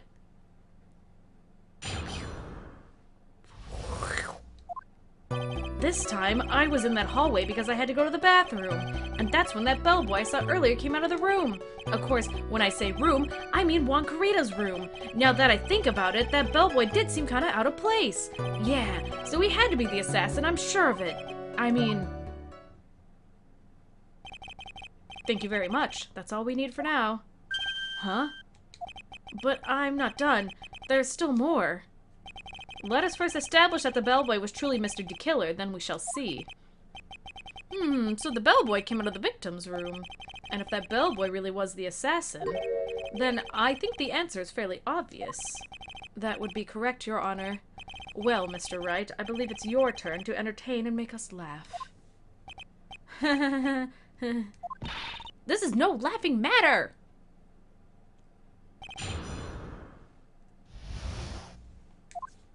Time to press these statements. Hee-hee-ha. What time was it? Ooh. The award ceremony had... I'm sorry, that yawn was not scripted. I just yawned because I yawned, but it's kind of funny. So I was like, what time is it? It's time to go to bed. And I went to Matt's room pretty soon after that, and then I came back, and then I went to the bathroom. So I guess maybe it was around 8:10 p.m. by that time. You're not one for details, are you, Mr. Powers? What? He just wasn't eyeballing the time, God. Boombox Pro, thank you for following. And that's when the bellboy I saw earlier came out of the room. Hi, Mika and chat, I'm totally not tipsy. Ooh, what you drinking? Are you sure it was the same bellboy? Yeah. And how could you tell? All the bellboys wear the same uniform after all. But you see, well, he had those stitches in his face. Ugh. So I'm sure it's the same guy that was talking with Matt. So which room did the bellboy come out of? Carita's room!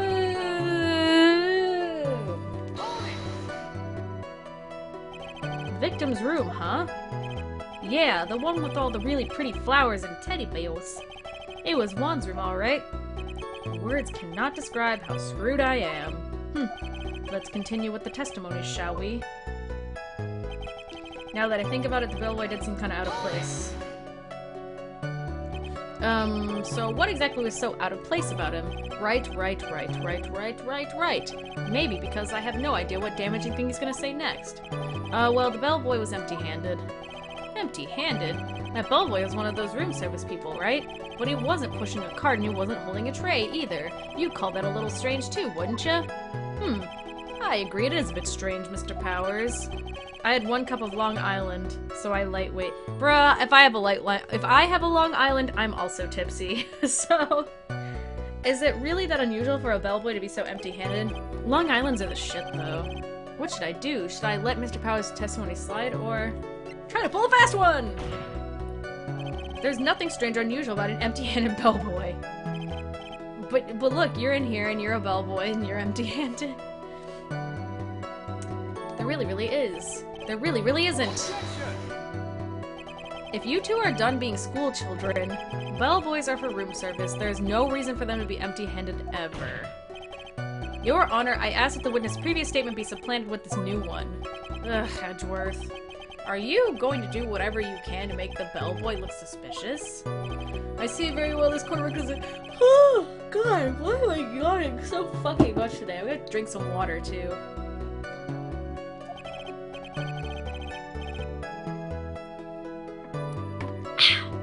Mr. Powers, if you can read your testimony, please. I thought it was kind of strange for a bellboy to come out of a guest room empty-handed. Press the statement, and he says, so you're saying that it's suspicious for him to be empty-handed? Yeah, that would be what he said! Yeah, really suspicious. I mean, when I first saw that bellboy, he was holding a tray in his hand, and there was a bottle of juice and a wine glass on it. Juice? What kind of juice was it? I'm pretty sure it was tomato juice. You know, the shit that was found at the crime scene? We could come up with some sort of reason why you come up empty-handed, some sort of proof, then I think we can dodge the bullet on this one for now. Yeah, no shit! You're tired? I'm not tired. I'm wide awake. I'm very awake. Did I just present the juice? Yeah. I'm wide awake. Mr. Powers. Yes? You're easily influenced by other people's words, aren't you? As soon as you heard that bellboy might have been the killer, you got caught up in believing it must be true. But, isn't he really suspicious? He's got all those stitches and... So? A baseball has stitches. Are you saying all baseballs are suspicious because they have stitches? This better be on No Context Ace Attorney. Well, there's also... I mean, what about him being empty-handed? I would like to ask the court to please take a look here. This is the crime scene. There is a wine glass sitting next to Mr. Kreda's body. The liquid inside this glass is tomato juice. And now, if you would look at what is on the top of the table in the lower right corner here, anyone can clearly see that it is a tray with a bottle of tomato juice on it. The bellboy had just brought this to Mr. Kreda's room. He left the tray in the room, which is why he was empty-handed when he left. But that would mean that the bellboy had seen and left a dead body in the room. Ah, but can you prove that Mr. Kreda was already dead at that time? Mr. Edgeworth? Yes? I blame you for leading me down this route. I'm terribly sorry. What is with him? Why is he laughing? Witness, isn't there one more thing you would like to share with us? Is there?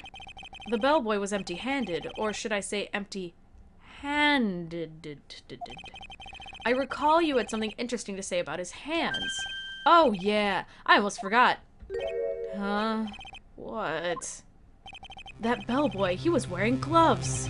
Gloves? Yeah, pitch black leather ones. All the other bellboys don't wear gloves like that, right? Black leather gloves. Why didn't you mention them earlier? Sorry, it slipped my mind. Boy, does this make the bellboy look really suspicious. Alright, gotta focus. I can't get lax here. So what if he had gloves? A lot of bellboys wear gloves. Come on, Mr. Wright. That bellboy was wearing black leather ones. So, a football is made of leather. Are you saying all footballs are suspicious because they're made of leather? But that man, he received a large roll of cash from the defendant, and then he was seen leaving the crime scene wearing black leather gloves? I don't think that even someone like myself can believe he was just another bellboy. It seems that we have finally come to an understanding. Now then, witness, please continue with the rest of your testimony. The rest? Oh yes, please tell us more. Okay. More. After leaving Juan's room, the bellboy went and knocked on Matt's door just like that. He gave something to the person inside the room. Then the guy just left without even going into the room. After that, I went to the bathroom and then back to my seat.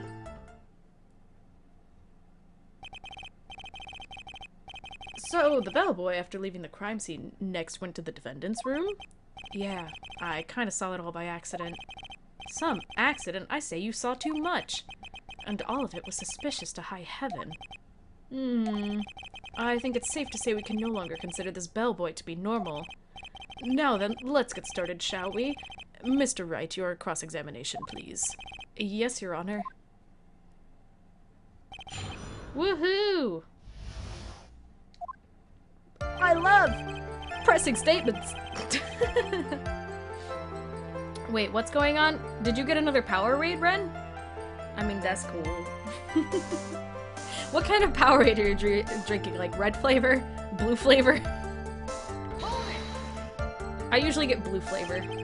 Is that what you saw while you were busy spying? Orange flavor? Excuse me. I may be poor underpaid action star, but even I wouldn't stoop to spying.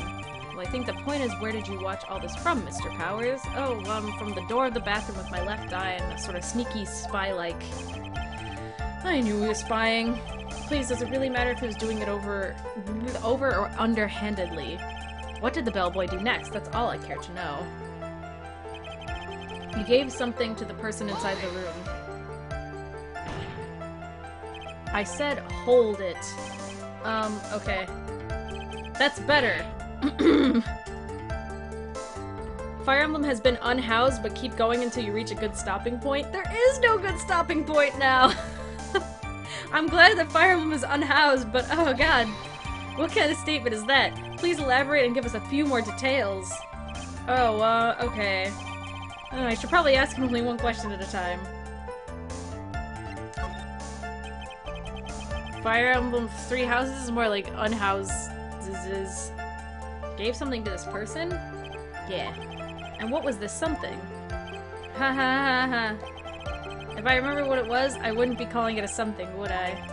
But this implies that something was removed from the scene of the crime. Are you sure that you really can't remember, Mr. Powers? I think it was something kind of small. This is an incredibly crucial piece of information. Please try to remember what it was. I'll try. In the meantime, let's talk of another point, namely, what the bellboy did next. Oh, so after he gave the person inside the room the thing... I mean, I could just stop here, Andy, if you're totally ready to go. Like, do you have the game, like, installed and ready to boot up and all? Because there's not going to be, like, a good stopping point. If anything, I'd rather leave some more content to do later. Like, I don't usually stream Fridays, but just to get this tied up, I might stream tomorrow. So, I could do this, and then I could do, like, you know, some other thing. White cherry. Oh, Gatorade? I mean, that's good. Please answer me, Asian Andy 94. Give me an answer. Like, make sure that you've tried to open the game and isn't it like, oh, we gotta install the extra shit also. Yeah, but find a good stopping point. This is a good enough stopping point. Are we gonna see Fire Emblem home wrecking? You sure are. Alright, I'm gonna stop right here, actually. I know it's kind of abrupt, but I don't want to cut into Andy's stream time because his stream is very important today. What should I say this file is? Ooh, cliffhanger.txt. So, I'll be back with more Ace Attorney. Tomorrow, probably. Because I don't usually stream on Fridays, but I don't really want to make you guys wait until Monday to see the conclusion. So anyway,